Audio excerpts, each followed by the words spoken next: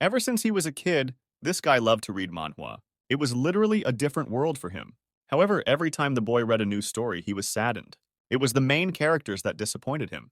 They weren't cool at all. What's really cool is looking carefree in normal situations, but overwhelming everyone with unimaginable power in their hour of need. That is so cool. The kid always wanted to be a character who hides his real power. As time went on, his main occupation became help that no one will know about. One day, he helped an old lady pull a heavy cart while she was out of sight. But suddenly, the elderly woman turned around. To her surprise, she saw no one behind her. As she continued to pull the cart, the old woman could not understand for a long time why it was so easy for her. I mean, you don't usually get up a mountain that easy. It's like she had help. The guy almost got caught that day. But luckily, he didn't. After that, he decided to call it a day, so he definitely wouldn't get caught. This is what his life looked like for 10 years. But in the end, after such a huge amount of help that no one found out about, the guy was hit by an 8-ton truck. At the same moment, the young man woke up with a scream, lying on the ground. He stood up abruptly and looked around, trying to figure out where he was. The last thing he remembered before he died was being hit by a truck. This is the world of sword and magic, explained to him by a mysterious girl who suddenly appeared out of nowhere. Holding out her hand to the young man, she said solemnly that she had been waiting for him, the chosen one with a pure soul. This girl is a goddess of this world, and her name is Hersha. She was waiting for the guy to reincarnate him. The dumbfounded young man can't understand what waited means. Does she really know who he is? Yes, of course I do. You're one of the few people that helps others not for the sake of being noticed, the goddess Hersha explained to him. The girl also narrated that besides her, many other gods were impressed by the good deeds of this lad. I see, the chagrined young man muttered quietly, and he tried so hard not to let anyone know. But he couldn't fool the gods. Such an unexpected answer greatly surprised the goddess Hersha. Laughing, she remarked that, as expected, this boy was indeed very entertaining. I, goddess Hersha, want to give you a blessing. You can be anything you want in this world. Hero, demon, king, dragon, I don't care if I'm the ruler of hell. Now a guy can choose for himself what he wants to be. HSC, the determined guy immediately replied, throwing the goddess into a stupor. Hersha decides to ask him again what he just said. Then the young man shouted again that he wants to be an HSC. He asks to make him a hidden strength character. Shivering with frustration, the guy explains that he's always missed it. He surreptitiously helped people get rid of the heat, covertly cleaned the streets and swept the school grounds. But that's not the real HSC. It's all too easy. Normal HSC is always ignored without noticing its incomparable power. But in the end, he shows tremendous strength at the right time. After listening to the boy's wishes, the goddess seemed to understand what he meant. To have great power, but to keep it hidden and not to attract the attention of others. I get it. You will be reborn as a commoner in the new world. Hersha began her speech. But even though you'll be a commoner, your power will be greater than a hero, demon king, or dragon. And as soon as anyone finds out, your heart will explode. Just as you wished, you will become a man who has to hide his power all the time. Upon hearing this, the frightened young man shouted, explaining that he would not agree to such conditions. Why blow up your heart? But the goddess no longer listens to the boy. She dreams of his new life in which he will receive great power, but will walk the road of loneliness. While the boy is hysterically begging not to be sent away, Hersha is already beginning to pray that he will succeed. It's been 2 years since entering the new world. The distraught young man still can't understand why. As in most manhwa, the gods don't like to listen to the end. Oh, okay. Anyway, it doesn't matter now. A lot of water has passed since then, and there are more important things to do now. Besides, the boy had become the strongest man he wanted to be. I can't complain about that. Now with just a couple of blows, a guy can put a whole pack of high-level monsters to eternal sleep. Huh, this power is really refreshing. Taking down 5 wolves was no problem at all for the young man. It was getting boring. Suddenly, another wolf ran out from behind the trees. Looking back, the boy noticed that the monster, frightened by his strength, had already managed to scurry away a decent distance. Incidentally, if you think of the condition that the goddess Hersha had set for the guy, you can see that his heart didn't explode when the monsters found out about his power. Anyway, it was only for the best. As he thought about it, the kid jumped into the air and then landed on the wolf's back with lightning speed, punching a huge hole in its body with his fist. The boy has an assignment today. He needs to catch and exterminate all the monsters in the neighborhood. Great. After he'd dealt with the last wolf, there were no monsters around. No humans either. Which means it's time to head back to the village. In this world, a boy who dreams of being an inconspicuous hero acting from the shadows has reincarnated into a commoner named Jurian. The boy is already 9 years old this year. A few minutes later, the young man returned to town. An exasperated girl holding a broom in her hand calls for Jurian. She angrily asks the boy where he has disappeared to again without warning. The boy apologizes to his sister, explaining that he has a stomachache. The excited red-haired girl asks her brother to warn her about such things next time. After all, he is too weak and therefore should not walk alone. Jurian must know how many wolf packs there are around. It's very dangerous to be alone right now. After apologizing again, the boy remarks that there are not many wolves in the area. Hearing these ridiculous words, the children standing nearby ask the boy if he meant what he just said.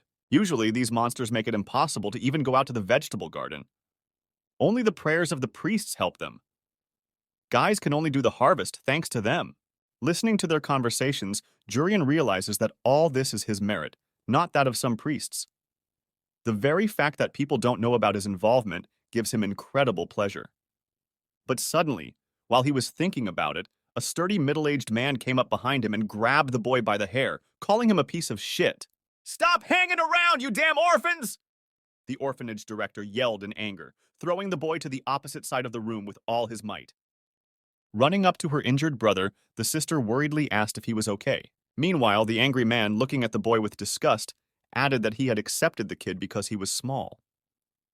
But even when he grew up a little, he was still weak and useless. Hearing no response from her brother, the excited red-haired girl asked him once more how he was feeling. However, this little masochist seemed to enjoy it all. Mimicking a haggard voice, the boy turned away so that no one would see his satisfied smile, and silently apologized. That's not really what makes Jurian happy. It's that he never got caught today. No one ever found out that he was the one who dealt with the monsters. This is what a true HSC is all about. He's so happy. Jurian's new story takes place in a rather nice medieval village. The boy himself lives in an orphanage with other children, and although all these children are orphans, they truly believe that the principal loves and cares for them. Even though they are orphans, they are happy. With fake smiles stretched across their faces, they sweep the streets of the settlement in the hope that the people living there will give them food. Joyful settlers observe this almost every day. It is incredible that the children are still cleaning today. There's a rumor going around that the guys volunteered to work. They're so kind. It's all thanks to the principal. He took in orphans who had nowhere else to go, and at the same time gave them such a good upbringing. As a result, almost every day someone gives the children some food to cheer them up and thank them for their work. Today, one of the residents decided to give the children a cooked chicken. By the end of the day, the dinner table was full of delicious food given to the orphans from the settlers as a thank you. However, as expected, they worked not of their own free will, but to please the orphanage director and fill his stomach. The kids, on the other hand, who have worked all day, have potatoes for lunch again. Looking at such meager rations after such a grueling day of work, Jurian struggles to hold back tears. How the hell did a chicken ever turn into a potato? Not surprisingly, the boy is not the only one outraged.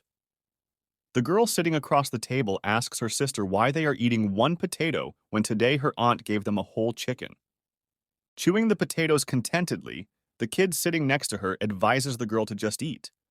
Better a potato in your hand than sitting hungry on the street. Jurian agrees with her. What the hell does that damn principal even think he's doing, taking away their honestly earned food? At this moment, the red-haired girl unwrapped some cloth in her hands and asked her friends not to worry. She had something special to do today. When the children saw what she was holding in her hand, they lit up with happiness. It's eggs! The girl said that when her aunt gave them eggs and chicken, she hid some in her sinus. She immediately asked her friends to eat it quickly, or mash it with the potatoes so they wouldn't be noticed. The overjoyed children, gazing admiringly at the normal food, chanted "Yai" to their little sister together. In all the time he had already lived in this world, Jurian had never seen so many hard-boiled eggs at once. As he stared mesmerized at the food in his hand, the red-haired girl called out to him, holding out her egg to the boy, adding that he could eat it. The sister explained that the brother was too thin and one egg would not be enough for him to eat. If it goes on like this, the principal might eventually kick him out. Awkwardly waving it off, Jurian clarifies that he's fine and the girl can eat it herself. Grabbing the stubborn boy by his rags, his sister indignantly shouted at him to eat the egg, or it would go to waste. But suddenly they both realized how strange the scene looked from the outside. While the embarrassed girl was trying to find the words to get out of this awkward situation, Jurian had already laughed, again asking her sister to eat the egg herself. The moment she yelled again that she didn't want to eat, the guy remembered something. When he first came to this world, he had no food or roof over his head. Every time the boy approached the grocery store, the angry salesman would wriggle out of his way, demanding the kid get the hell away from his store and not scare away customers with his worthless appearance. Life as an orphan is hell. You have no one to protect you, and violence happens all the time. And even if everyone looks down on Jurian and treats him cruelly, the boy will still not be able to take revenge on them. He is strictly forbidden to show his superhuman strength. So you're really alone? The red-haired girl who approached him said pityingly. Squatting down in front of the boy, she introduced herself as Ella and handed him a boiled potato. Ella invited the boy to go with her to the orphanage, telling him that although the director was bad, there was a roof over his head and food. Seeing such a kind girl, Jurian could not believe his ears and eyes for some time. At the same second, her sister's stomach rumbled, making her very embarrassed. After bringing the boy to the orphanage, the girl holding his hand asked the director to take this child. She agreed to take responsibility for this boy, and then confidently promised that he would do a good job. She's so cute. Turning to his sister, Jurian took the egg from her hand. After that, he stuffed this egg into her mouth, while suggesting that they go to the Magic Academy together. If they go there, they can go to classes and eat delicious food to their heart's content. Hearing about the delicious food, the other two orphans shouted happily that they wanted to go there with them too. After hugging her brothers and sister, Ella agreed and suggested that they all try to enroll there together. They'll eat the most delicious food there. They'll study instead of working here, and will survive at all costs to continue living together. The next morning, the principal informed the children that he had great news for them. The man excitedly asked the boys to congratulate Ella because she was going to be adopted today. Hearing this, Jurian looked at his little sister in shock. Trying not to cry, the red-haired girl apologizes to her friends for not being able to stay with them. In turn, the boys comfort her by congratulating her wholeheartedly. And that's not the last of the news, suddenly uttered the happy orphanage director. Jurian, you will be a sacrifice to the god of wolves. Congratulations, said an eerily smiling man, placing a hand on the boy's shoulder. Suddenly dumbfounded, Ella shrieked, reminding the principal that he had said something completely different. He had promised that he would take care of Juriana if she was adopted. Without listening to her, the man asks the kid if he knows why the wolf packs haven't shown up lately. The boy replied that he had heard about it perfectly well. It was all thanks to the priests praying for the good of the village. However, the director explained that none of this was true. They don't really show up because we feed them regularly. The wolf god loves young meat, the man said bloodily, glaring ruthlessly at Jurian. He explained that the boy was short and thin, so he would not be a good worker even after he grew up. A timely sacrifice will save the village. And so the other children should congratulate this boy for being so honored. After saying that, Jurian finally guessed what the orphans were kept here for. Principal! Ella suddenly shouted out. I'll be the victim myself! Please don't hurt Jurian! After these insolent words, the principal couldn't stand it and already prepared to start beating the girl. But at the last moment, he stopped his fist in front of her face, realizing that the goods couldn't be harmed. Buyers will be angry and won't purchase this girl if a man mutilates her. The principal advised Ella to shut up, or else she would have to sacrifice not only Jurian, but the rest of the children as well. At the same moment, the man ordered all the orphans to grab their brooms and get to work. All except Jurian. What's he gonna do now? Frustrated, sitting in prison, the boy with the wreath on his head thinks about how he can get out of this problematic situation. Maybe secretly deal with that wolf god and then go on a secret journey? Suddenly, the boy heard someone's familiar voice calling to him. Glancing at the front door, Jurian notices a man he clearly didn't expect to see in this place. What's this Ella doing here? Looking at her dumbfounded, the boy asks what she is doing here and where her long hair has gone. Laughing, Ella touched the ends of her red hair, explaining that she had cut it herself to appear similar to Jurian's hair. Jurian, we don't have time to talk! Swap clothes with me! The girl suddenly shouted. Taking off her sweatshirt, Ella explains that even though these clothes are for girls, the guy is skinny and should fit. The dumbfounded boy asks what the clothes have to do with anything and what she's even talking about. I told you I'd be a victim, the girl said quietly, holding her sweater in her hands. Still not understanding her intentions, Jurian frightenedly asks her if she even knows what it means to be a victim. Smiling sadly, Ella said she knew all too well. Her younger brother was also a victim. What she had just said shocked the boy. Sis said that when she first met Jurian, she thought her late brother had come back to life. They are very similar, and so the girl wanted to take care of the kid. I don't want my little brother to die again, so run as far away as you can, Ellie said, looking at the boy. Continuing to stare at her dumbfounded, Jurian can't even say a word. Determined, he asks his sister in a trembling voice why they should switch places if they can run away together. Ella explained, holding out her sweater to him, that they'd be caught too quickly if they did that. The boy should know how fast adults run. She can't understand why Jurian is procrastinating. It's a good idea. The principal will start beating her when he sees the hair. He will do this for a very long time before coming to his senses. This is enough time for his brother to escape from the village. Walking over to the boy, Ella removed the wreath from him. Putting it on her head, her sister asked Jurian to live in her place. The place of her adoption isn't much different from this one, and so she'd better help her brother survive. Hitting himself on his knee with his fist in despair, Jurian can't understand how a 10-year-old girl can say such a thing. This world is incredibly cruel. And even with all the power the guy has, what can he do? But it was too late to think. Behind the boys, the door opened, and an angry orphanage director ran into the prison. Ella, what happened to your hair? The man asked in surprise. While saying this, he clutched the knife tightly in his hand. With a startled look at the principal and what he holds in his hand, Ella stammeringly tries to explain everything to him. However, the man no longer needed excuses. Grabbing her by the throat, he lifted the girl above the ground and swept her up, saying that she was a very important commodity. But in this condition, the price will drop considerably. What the hell did she do? Sis! Shouted a dumbfounded Jurian, jumping up from his seat. The boy realizes that if he does not intervene with the power given to him, Ella will be beaten to death for such a transgression.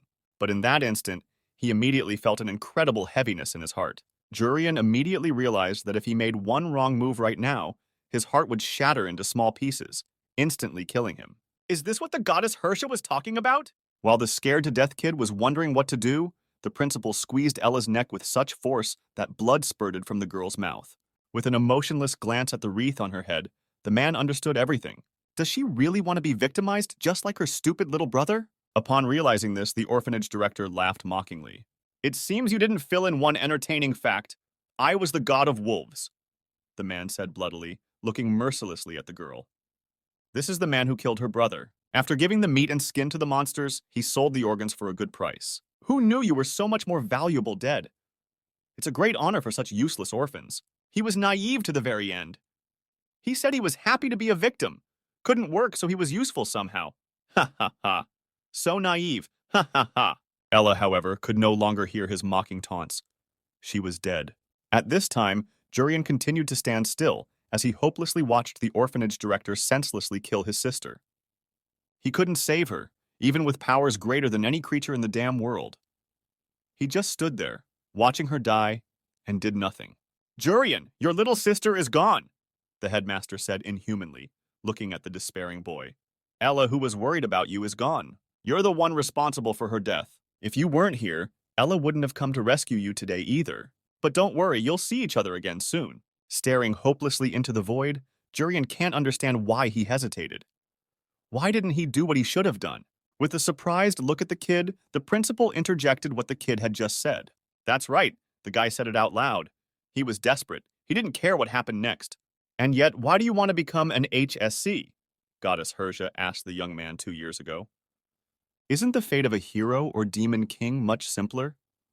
Is it so important that no one sees his actions? After thinking for a bit, the guy explained that a hero and a demon king must use their power for the sake of the peoples of humans and demons. And I don't like it, Jurian pronounced.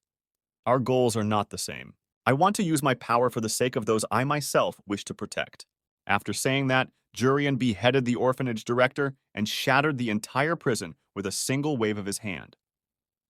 The power of this all-destroying blow was so strong that the shockwave split the clouds high in the sky. The dead Ella fell out of the headmaster's hands and the wreath flew off her head. Moving closer, the boy took her in his arms and sat on his lap. Sis, I'm sorry I'm late, softly muttered the saddened boy. But suddenly, Jurian noticed that the girl in his arms began to show signs of life. She's still breathing.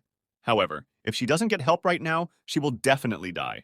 Fortunately, right now, the most powerful being in this world is sitting next to her. At the same second, Jurian set about curing his little sister with healing magic. Ella was getting better with each passing moment. The traces of blood and strangulation have completely disappeared, and the girl is breathing freely. I'm relieved it's not too late.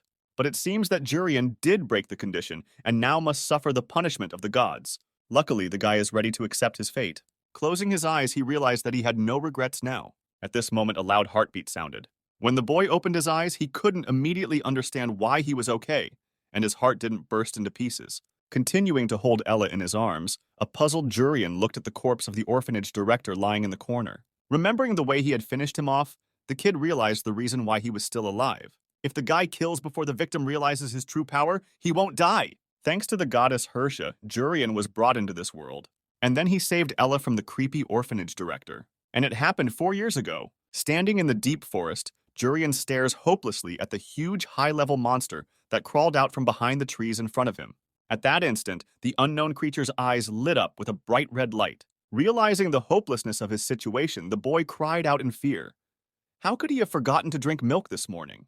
Damn, damn, damn, damn! And so ungrown in 4 years! Shouted the kid, looking around his frail body in panic.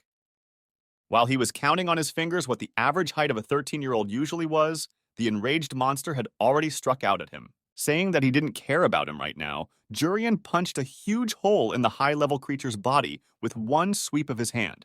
Even though the height remained the same, you could tell from the feeling that the strength had even increased a little bit. When the monster's head hit the ground, the boy looked at it interestedly. Will eating deer antlers make me taller? Jurian asked uncertainly to himself, smiling awkwardly. Whatever the case, as before, this guy remains the strongest.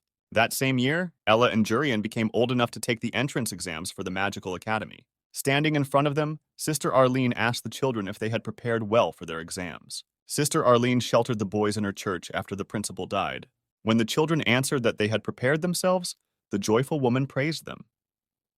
Surely there must be a reason why the Lord took the principal to himself and allowed them to live. She hoped that his blessing would help the two of them in the exam as well. Ella and Jurian thanked Sister Arlene, promising that they would definitely get in. Magic Academy. It's their dream place where they wanted to escape from the orphanage. It's also the school that Jurian himself dreamed of going to. The last 4 years had been too boring. All he did was secretly slay monsters. But now people will ignore the kid out in the open. Isn't that the main point of academies in the fantasy world of sword and magic? The underrated protagonist. Closing his eyes, Jurian struggles to hold back a satisfied laugh. He is so excited. There it is. The Royal Academy of Magic, the academy that was founded by the ruling family. A school that nurtures everyone's talents without looking at status. It's also that people can stand up to monsters and demons. And today is the entrance exam. With a grin, Nobleman Chris observes that everything is as expected of a royal academy. The nobility can be felt even at the gate. Then he cast a thoughtful glance at the students walking nearby. Most of them have blue brooches.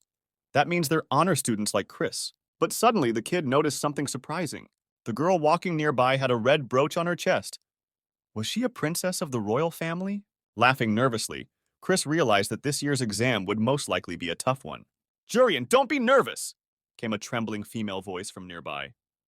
Seeing those who had just entered the academy grounds, Chris cast a disdainful glance at them. What the hell is this? These two have black brooches. Leading her brother behind her, Ella asks him in a trembling voice not to worry and explains that they just need to act normal. Keeping his hands in his pockets, Jurian notices that his sister is the only one here who is worried. But suddenly, the hysterical laughter of a nobleman was heard nearby. Scratching the back of his head, Chris says that, of course, statuses aren't important here. But why did the lower beings think they could enter the Magic Academy? The other entrants can't understand what the plebeians with black brooches have forgotten here either. They probably can't even read. Laughing, they remarked that it was even better. There would be 2 less people in the competition. Chris remarks that since these 2 are finished anyway, we can at least give them a try. The nobleman advises the orphans to thank His Majesty for this chance to embarrass themselves in front of the nobles. However, Jurian wasn't hurt in the slightest by these words. Laughing contentedly, the young man realized that this was what he wanted. Yes, this is how it should be. A classic plot development for a character that hides strength. Lowering her gaze, a pissed-off Ella said she didn't care about what these people said. When the sister turned around and told her brother to follow her, the boy asked her where she had gone. Without turning around, the red-haired girl asked Jurian not to listen to these people. They don't value people and their abilities, they value status. Catching up with Ella, Jurian looked at the nobles with pity.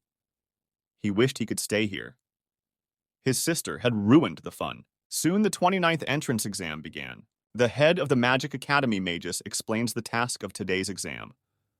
The goal of the students of the Magic Academy is to protect all people with sword and magic. That is why he will train the basic skills of prospective students for enrollment. Standing in the arena and listening to Magus's speech, Jurian, holding back a satisfied smile, hears the nobles around him whispering about his black brooch. What are commoners doing here? Can he even lift a sword? At this moment, the head of the Magic Academy handed over the floor to instructor Karyunpi, who would test the sword skills. The man explains that in order to pass the test, students must first take a practice sword, and then chop the target behind me with a single blow. The instructor added, cutting the dummy without even looking at it. After seeing this, the students can't believe that this man chopped up a target with such ease using a regular piece of paper. This is too cool. Walking over to the new training mannequin, Karyunpi took some sort of list in his hand and asked the incoming people to come up one by one. The first was Tian from a noble family. When the girl picked up the sword, the examiner asked her to start when she was ready. Then Tian wondered if she would be disqualified if she didn't chop it up the first time. The instructor explained that this is not entirely true. The academy does not have inflated expectations for students. They will still be on the level of children. That is why the girl should try to show something special and give her best. After his words, Tian gathered her thoughts and delivered her most powerful punch. In the end, she cut through the mannequin as far as the middle. After recording the result, Karyunpi asked the next person to come up.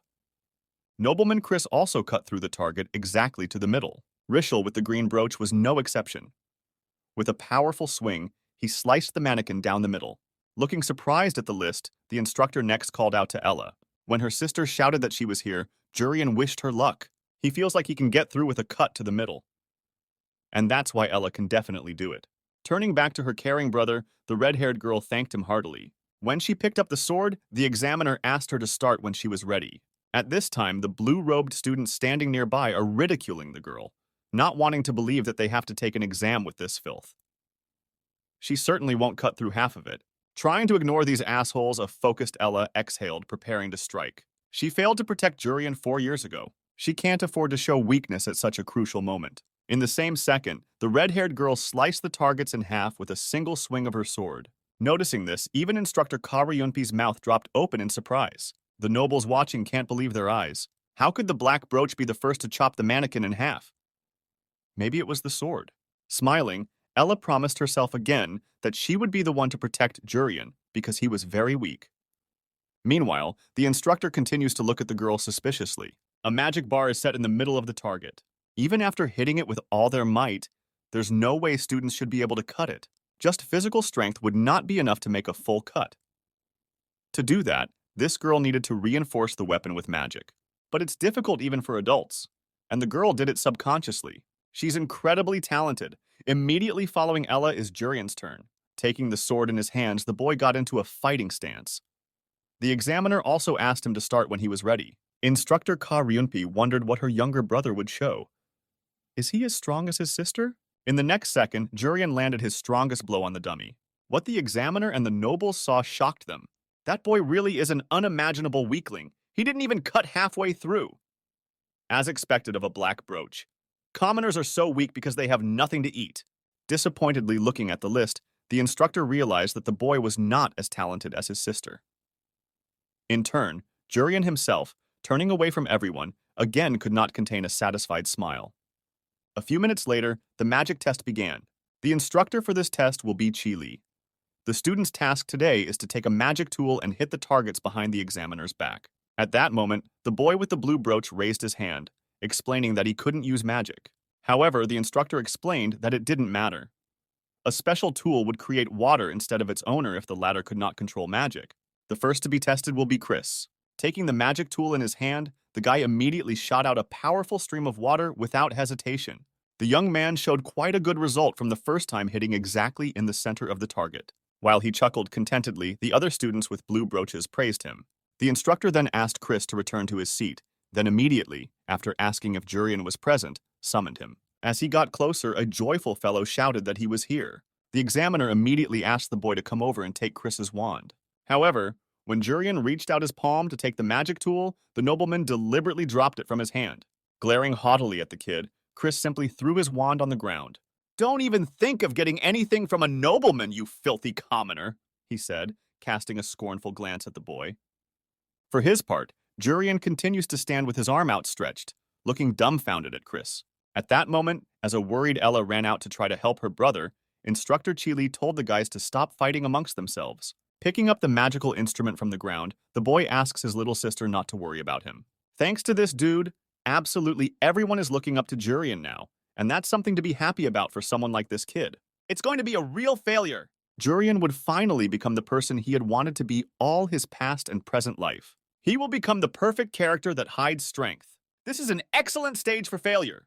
Pulling his wand out in front of him, trying to use minimal effort, Jurian cast a powerful water spell. Staring fearfully at the huge water sphere in front of him, the guy can't figure out what's going on. Seeing what he was doing, the examiner and Ella's mouths dropped open in surprise. The rest of the students were also looking at what was happening with genuine shock. Canceling this incredible spell, Jurian smiled nervously. Looking at the broken magic wand, the boy realized he was in huge trouble.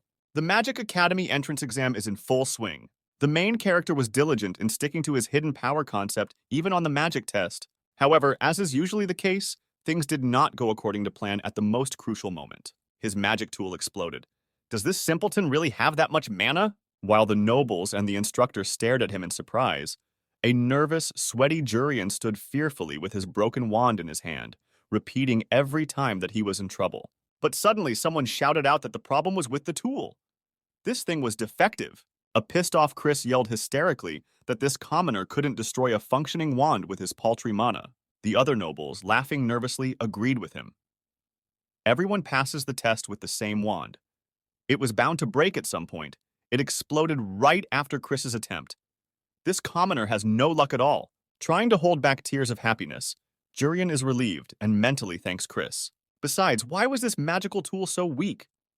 It broke from a small drop of the guy's power. The boy just can't get caught right after he has become a character with hidden strength. It's better not to relax. After that, the head of the Magic Academy announced the final test. Teams of 3 would enter the forest, kill a magical bear, and bring its tusk. Magus added that it doesn't matter how good the students' skills or their mana are if they can't defeat the monsters. Everyone here must prove their bravery. While Jurian is thinking about how he can fulfill this monster hunting test, his sister leaned over and called out to her brother. Ella reminds them that there is only one step left to fulfill their dream. They must do everything they can to get there. "Sis, yes, let's try our best," the boy answered her cheerfully. At this point, Magus announced that teams should be assigned according to the color of their brooch's glow. At the same second, Ella's red light on her chest lit up. As he approached her, the gray-haired guy told his partner that he had finally found their third man. Looking at Ella, the young man asked her to come over to them, explaining that their squad would go straight into the forest. The astonished nobles standing behind can't understand how an ordinary commoner could be on the same team as a princess.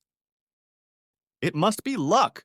She's just lucky. Taking a satisfied look at his little sister, Jurian relaxed, realizing that she was fortunate enough to be on a team with strong people. Wishing her brother good luck, the red-haired girl headed towards her squad. Waving back at her, the saddened boy realized one terrible truth. Unlike the others, his brooch was still black. Why isn't it glowing? Looking at him with disdain, the other students behind him whispered that they didn't expect anything else from a commoner. They were very lucky that they didn't end up on the same team with such a weakling. Smiling awkwardly, Jurian is certainly pleased that they continued to treat him this way. But doesn't he really have a team? Suddenly, a guy and a girl came up behind him, explaining that they didn't have a glow either. That means they're on the same team. "Jurian? You're Jurian, aren't you?" the green-eyed guy with glasses asked, looking admiringly at his new partner. The young man introduced himself as Rishal and said that he had observed the boy during the test. He immediately offered to give his best in the last stage of the test. With an embarrassed look away, the girl behind him identified herself as Tien.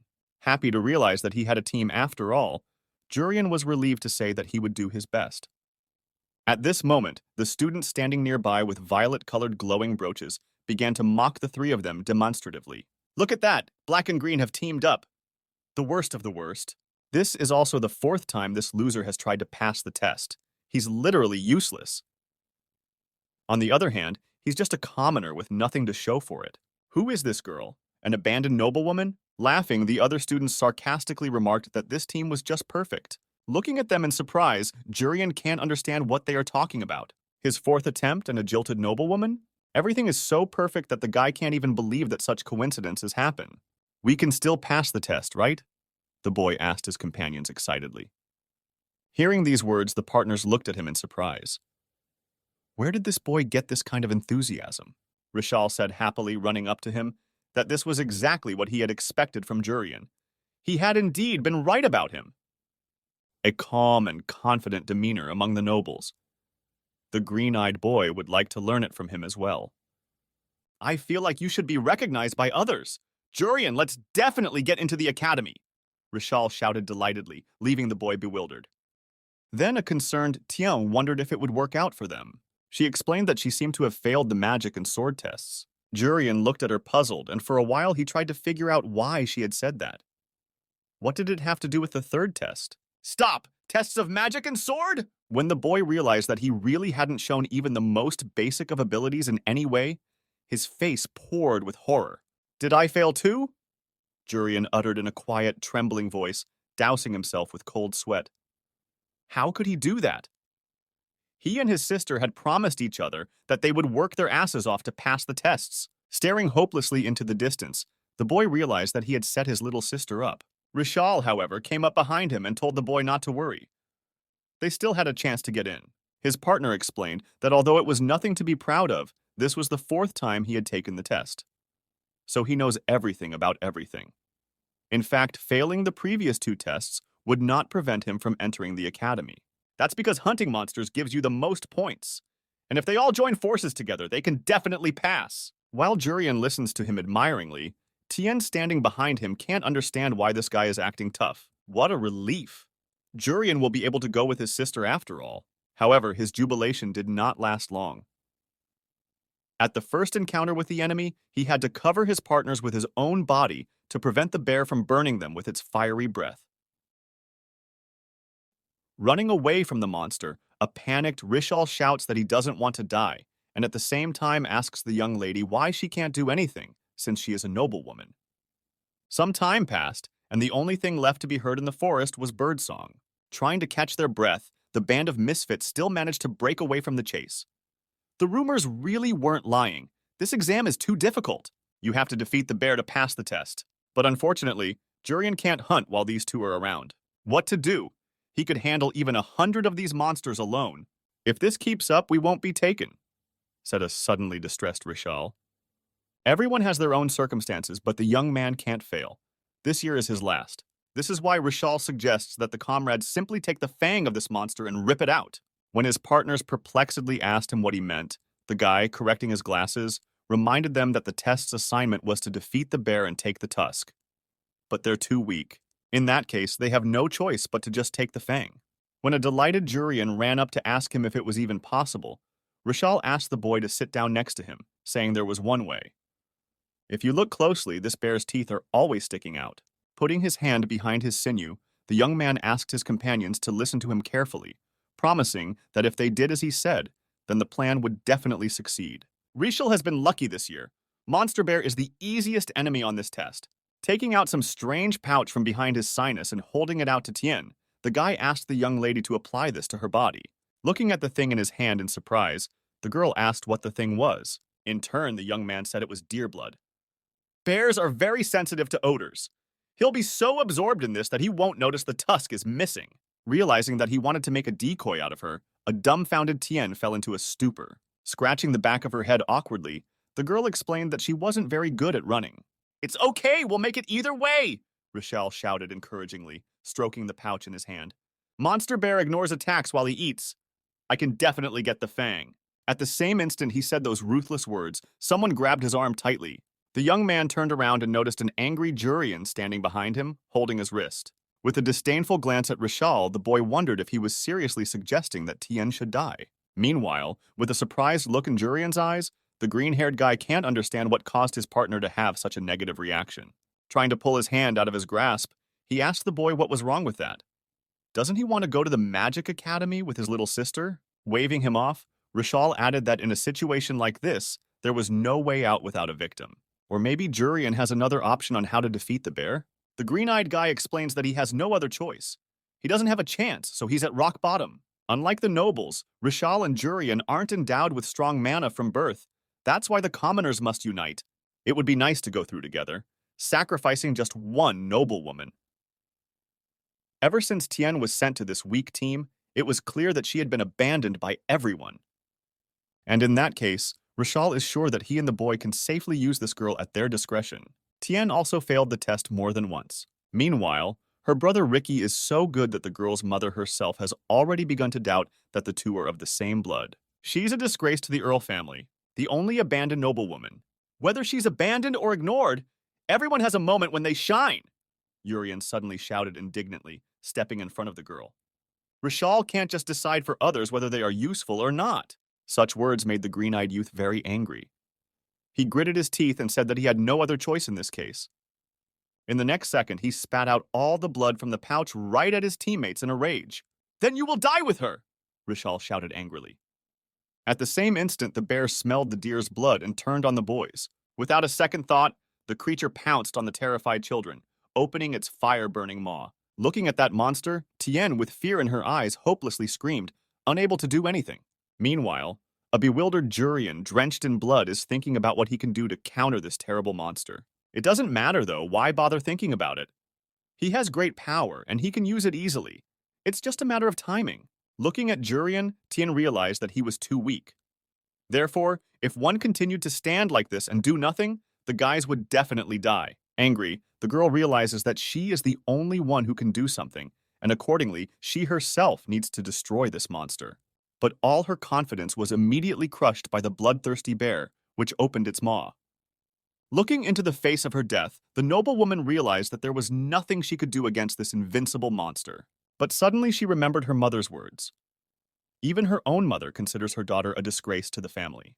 Tien can't just accept it. Does she really want to just die here and now? No way! In the next second, the girl cast a powerful spell called Windshield.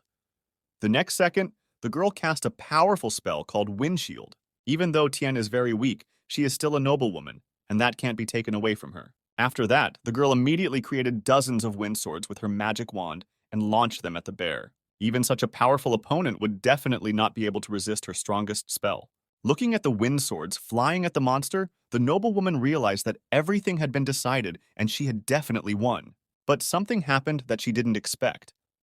The bear simply dispelled her magic, and the girl couldn't give it a scratch. As he watched the fight, Jurian, who had been standing behind him, noticed that the monster was quite strong. Not listening to what he says, Tien decides to save at least this boy. At the same moment, streams of chilled wind began to swirl around the boy. When Jurian wondered perplexedly what was going on, the girl warned him that the landing might be a little rough. The thing is, Tien knows how to launch things into the air, but hasn't yet learned how to land them safely. And yet, "It's better than death for you," she said, glancing sadly at the boy. In the next instant, she swung the magic tool, thus sending Jurian high into the sky. She would never forget what this commoner had done for her. He stood up for a noblewoman he hated in her most desperate moment. "Jurian, thank you for giving me this courage." Tien spoke softly, lowering her gaze helplessly. She hopes this guy can escape and survive this deadly ordeal. Immediately after she said those words out loud, the huge monster swung its paw, attempting to hit the noblewoman with all its might. But suddenly, the girl was in a different place, immediately losing consciousness. At the same moment, someone gently picked her up. "See? It's your time to shine too," Jurian said, taking Tien in his arms. The very next moment, the guy was behind the monster's back and gently placed the girl on the grass. The guy had to knock her out himself to allow himself to act more freely. Looking around, he wondered where the bespectacled man had gone. Did he run away because he was afraid of getting hit? Well, thanks to that, Jurian was able to save his partner. If Rishal had stayed nearby, the boy would have had no way to help her. Luckily now there's really no one to see him. And so first, the guy needs to get his fangs back. After these words, Jurian, without looking at his opponent with a single sweep of his hand, cut his body into small pieces. Fortunately, after that crushing blow, the fangs remained intact. Raising his fist, Jurian decides to have a little banter with that bespectacled jerk when he gets back. By the way, where did he run off to? As the angry commoners draw their weapons and stare at him wildly, the boy asks, perplexed, what they are going to do. Pointing the blade of his blade at them, Ricky from Ella's squad reminded them that swords and wands should only be embraced against monsters. One of the students with a black brooch looking madly at Ella asks the commoner to join them. He promises to help her pass the exam. Continuing to hold the sword in his hand, the gray-haired noble boy remarks that only the academy headmaster can decide such a thing. Therefore, he doesn't understand what this kid means. The blonde-haired kid explains that they will make all the nobles fail the test, and they will pass on. The worried guy with the green brooch standing next to him asked his comrade not to say anything. Ricky looked at them puzzled, but he realized that it was the first time he had ever seen commoners conspire against him. Then the blonde-haired kid shouted that it was all because of the nobles wanting them to fail. He then shouted furiously for Ella to come to them quickly. Looking at him indifferently, the gray-haired boy asked him if he really thought that the commoners could win if this girl was on their side. Laughing, the distraught boy with the black brooch explained that he would not be the one to defeat them. At this point, his partners demanded that he stop explaining the details to his opponent. "The monsters will do everything! We'll use them to kill the nobles!" shouted the blonde-haired kid, looking at the enemy madly. Unable to bear it, the comrades decided to get him out of here. Who even took this jerk? It was too late, though. The underdog had already managed to tell the whole plan. And unfortunately, Ricky wasn't so stupid that he couldn't guess after so many hints. The gray-haired guy noticed that more commoners were taking the test this year than before. That must be part of their plan, too. The princess standing behind adds that these boys most likely know that bear monsters can be attracted by the smell of blood. "As a member of the ruling family, I wish to express my regrets," the girl suddenly said, placing her palm on her chest.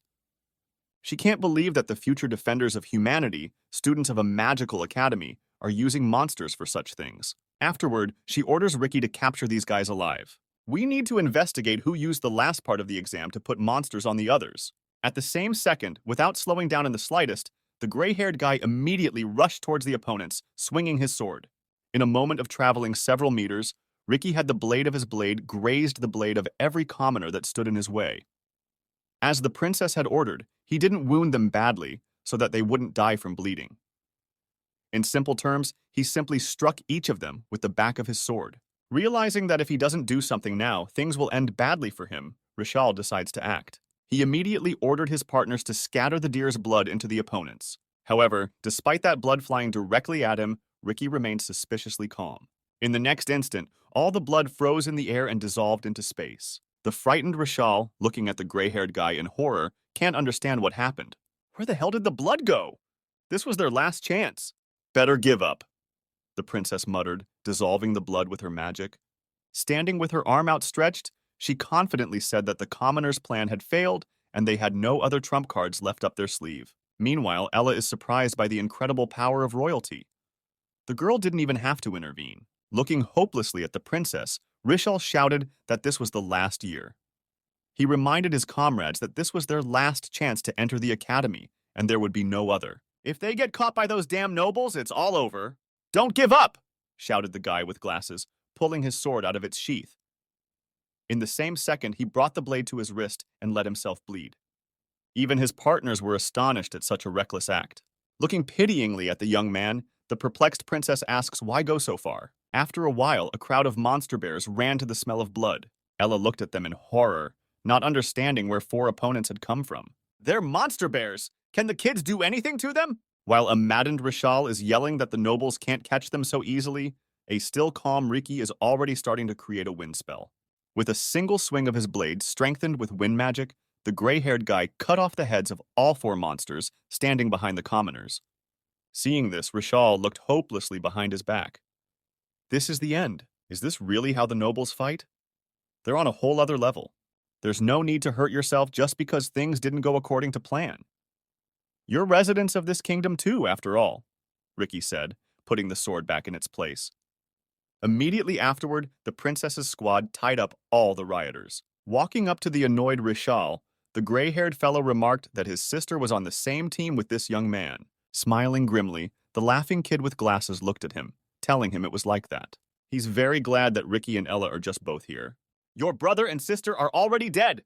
They are no match for you! A distraught Rishal yelled, glaring at them mockingly. Then he added that the bears had torn those two apart. On the other hand, one of them might have been lucky. At the same moment, the princess ordered Ricky to walk towards them. There must have been some traces left behind. Pulling out her sword, Ella, scared for her brother, also decided to go after her partner. But suddenly, the girl behind her ordered her to stay here. Shivering with fear, the red-haired girl stopped abruptly. Turning around, Ella irritably asked why she couldn't go to her little brother's rescue. Looking under her feet, the princess explained that she knew how the girl felt. Hearing about this happening to your family is just awful. However, you will only be in the way, the royal suddenly uttered. If it happened as Rishal said, the place could be covered in someone's blood. The princess reminded him that monsters are very sensitive to blood. And so when they smell it, they'll start gathering in one place. 10 or 20. It's hard to say how many. Ricky is a skilled enough swordsman to deal with everyone. But protecting Ella at the same time would be difficult even for him. The girl asks her partner to trust the guy and stick around until it's over. Clutching her sword in her hand with all her might, Ella can't believe that Jurian might already be dead. After a while, Ricky had already reached the place where his sister and Jurian were supposed to stay. Running up, the guy sees Tien lying on the grass covered in blood, holding a bear fang against her chest. Suddenly, the dazed, gray-haired guy notices someone strange in front of him. Braking sharply, Ricky stops in front of a stranger wearing a knight's helmet. Huh? That's not a bespectacled man? The strange man chagrined when he saw the boy. Looking at him silently, Ricky notices a black brooch on the stranger's chest. So they didn't catch all of them? There's one more. Then he remembered his sister lying bloody on the grass. Did that bastard really hurt her? How dare you! Ricky shouted desperately, pouncing on the helmeted opponent in the same second. When the gray-haired guy attacked him with his blade, the suspiciously calm, mysterious stranger immediately drew his sword, preparing to block the blow. At the same instant, the two blades made contact with each other with a loud clang. Looking at the commoner in surprise, Ricky can't understand how he managed to block his attack. What a quick reaction. Holding back his opponent's sword, the helmeted student asked him if it was too dangerous to attack so suddenly. You think you're going to get away unscathed after injuring my sister? Ricky asked him emotionlessly, not expecting an answer. What's wrong with this commoner in the first place? Not only is he incredibly technical, but he can also strengthen his sword with magic. While a surprised Ricky tries to find a gap in his defense, the stranger asks him to calm down for a second and listen to him. He realizes that the guy might have misunderstood the whole situation. But when the helmeted man said that he didn't want to harm Tien in any way, the gray-haired guy who looked at him indifferently, not wanting to listen to him, immediately used wind magic. This spell was more powerful than the student with the black brooch expected. In the end, not without difficulty, but he still managed to completely dodge the wind attack. It was really dangerous. That young man had almost broken his helmet. While the surprised stranger was looking at him, Ricky had already managed to run up to his sister and use his windshield. Without turning to look at his opponent, he began to list all the oddities of the situation: the suspicious helmet, his unconscious sister, and the commoner. What could be misunderstood here? Despite this, however, the mysterious student with the black brooch does not look like the attackers from earlier. To acknowledge the stranger's amazing abilities that allowed him to dodge his two attacks, the gray-haired guy decides to introduce himself. My name is Ricky. I serve the Wind Spirit V, eldest son of Viscount, he said proudly, turning to look at the boy in the helmet. Yeah, sure. Nice to meet you. With a cringe, the stranger replied, almost burning with embarrassment. After that, he too introduced himself, calling himself Yuri Sung-kun. Turning his head, Ricky asked Jura Sun-kun to answer one question, since he claimed that he really wasn't part of the attackers. Who did this to my sister? The boy angrily asked him, throwing him a frantic look. From the power of his embittered wind, the cold chilled the helmeted man to the very bones. That's when Jurian remembered what happened when he tried to save Tien. Continuing to stand still calmly, the student with the brooch explained that he had done so. Maybe I did it. Well, at least I had to knock her out, but... Hey, are you even listening? Jurasan-kun asked, noticing Rika's furious face. Pulling out his sword, the gray-haired guy, indifferent to his words, promised his opponent that this time he would definitely break his ugly helmet. Looking at him sadly, the student with the black brooch remarks that it looks like the misunderstanding won't be resolved so easily. Well, in that case, he has no choice. He still has to find the fangs to pass the test, and this guy's in his way. So we'll talk another time. Jurasan-kun muttered, snapping out of his seat at the same second in the direction of the enemy. Stepping back coolly, Ricky notes that this guy is pretty fast. The movement of a knight of intermediate level or higher, but he can easily anticipate it. Ricky's sword is many times faster. In the same instant, the blade of his blade was at Jurasan-kun's neck. Pressing down hard on the hilt of the sword, Ricky swept the blade across the full amplitude of its swing. Did you cut it? No! Looking in front of him, the gray-haired guy noticed that the enemy had disappeared somewhere. At the same moment, while he was trying to figure out what was going on, someone from behind hit him in the neck with a brush. Falling to the ground, Ricky immediately lost consciousness. When did that bastard get behind his back? Meanwhile, before he passed out, Jurian explained to the guy that what he had cut was his residual image and nothing more. The 29th entrance exam has been completed. There was an incident during which some of the entrants took advantage of the monster's features and attacked others. But the princess dealt with them and sent royal investigators to investigate. Magus cheerfully said that everyone did a good job. Chili agreed, noting that the level of students this year was very high. However, the red-haired man sitting across from her can't understand what Miss Chili is talking about. High level? What do you mean? This year is a mess. And it was the commoners who made it, right? The indignant woman immediately asked Mr. Jerry to refrain from such words. This academy doesn't look at status. With a mocking glance at her, the man objected. It's all just for show. The Royal Academy of Magic is a place where nobles can do their duty. Or maybe he should be reminded of the sage's words. An angry Chi Li asked that her father's words not be mentioned in the context of this school. Hitting his fist on the table, Magus demanded that it stop. He immediately asked the frightened boy standing next to him to continue his report. Holding his head, the guy tells me that 29 people have passed, and the results of the 29th entrance exam to the Magic Academy had already been given to everyone. Here's who made it into the top 10. Opening the top is the silent princess Sasaruchi. Right behind her comes her faithful friend from the Wind Spirit clan, Riki. Standing at the results booth, he searches the crowd for the mysterious Jurasan-kun. Bronze goes to Jade, the magical swordsman. His mom will be happy about that. Fourth and fifth place were shared by the younger sister, Sia, and the older sister, Mu, respectively. The two girls are confident that they could have won first place if they had worked together. But unfortunately, this was a test of individual ability. In sixth place is the commoner Ella. Her brother would definitely be proud of her. Next in line is the Home Secretary's son, Chris. He seems quite annoyed at the fact that he has been overtaken by some plebeian. In eighth place was the bloodthirsty Julian Rezo. Princess Saruchi's main fan favorite, Hina, is ranked 9th. Closing out the top 10 is the Bangsy Goliath. He didn't seem to like instructor Karyumpi. In 24th place stood the barely passed Tien from the Wind Spirit clan. The girl is very proud of her brother, who took second place among such a huge number of strong opponents. But where is Jurian, who saved her? At this time, a boy with a black brooch, lost in the crowd, looks at the list of those who have passed the exam with a smile and laughs quietly. Nervously looking at the booth, the hysterically laughing kid realized that things were really bad for him. Jurian, failure!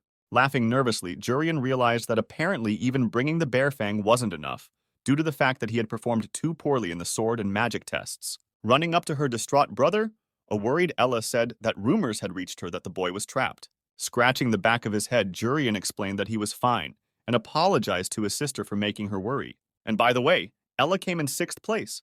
She's amazing. Plus, they say there are some benefits to being in the top 10.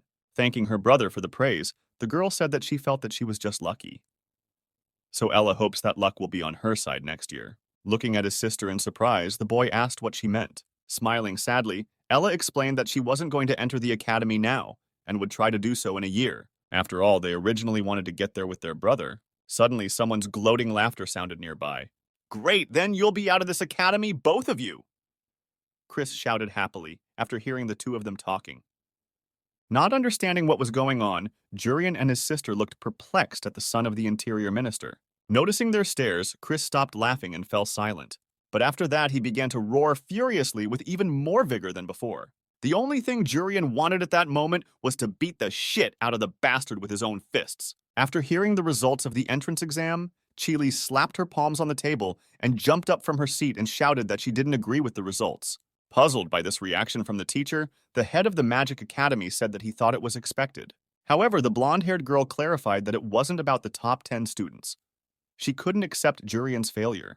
Glancing at the report, the guy in the yellow vest narrated that Ella's younger brother from 6th place had brought in the lower jaw of a bear, but that he was unlikely to have extracted it himself. Agreeing with the boy, Ka Ryunpi remarked that this Jurian compared to his sister was not proficient with a sword. But despite that, Chili is sure that this kid has some other huge talent. Meanwhile, Chris didn't stop taunting Jurian and his sister. The minister's son was so amused by the failure of these commoners that he danced with happiness. That's when Jurian couldn't take it anymore. Now he's definitely going to go and punch that asshole in the face. But the guy was stopped by a man in a suit suddenly running in, saying he had an urgent announcement to make. In addition to the 29 students who passed the entrance exam, one more admitted student will be selected.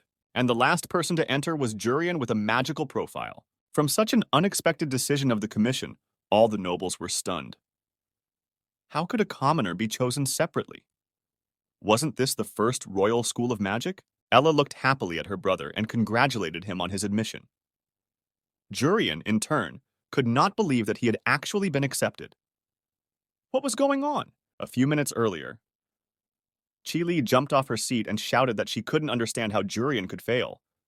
He has great potential. Not only does this guy have enough magical powers to blow up a magic device, but he was also able to instantly limit the power, averting disaster. He has filigree control over his abilities. If the Academy misses this boy, it will be a huge loss to the kingdom. Spreading his hands, Jerry remarked that when the monster bear appeared, this commoner would have died if Tien hadn't pushed him away. This kid had too little actual combat experience. However, Chili explained that this very experience is earned at school. In the girl's opinion, Jurian will be able to overtake both first and second place in the future. Looking at her colleague with disdain, the red-haired man wondered where she got such an unhealthy love for commoners. Did she really think a commoner deserved a place in this school? Enraged, Chili shouted that the only one who didn't deserve a place in the academy was Professor Jerry. To think of a teacher so clearly discriminating against a student, telling the two to stop, May just reminded them that the School of Magic was a haven for talented warriors. Status didn't matter. Plus, the head of the academy trusts Professor Chili. She's one of the few heroic magicians in this country. Seeing this girl asking for a student, it would be foolish of Magus to ignore his talent. The head of the Magical Academy will use his power to separately accept Jurian to study with a magical profile. But such an unusual solution naturally has a condition. In case a guy fails to show the results expected of him, he will be immediately expelled. Jurisan-kun. A voice suddenly came from behind. Standing behind Jurian, Ricky noticed that the boy was about the same height as the mystery man he had fought during the exam. Turning around, Jurian saw the same guy from the Wind Spirit clan. It was the kid who knocked him out in the exam.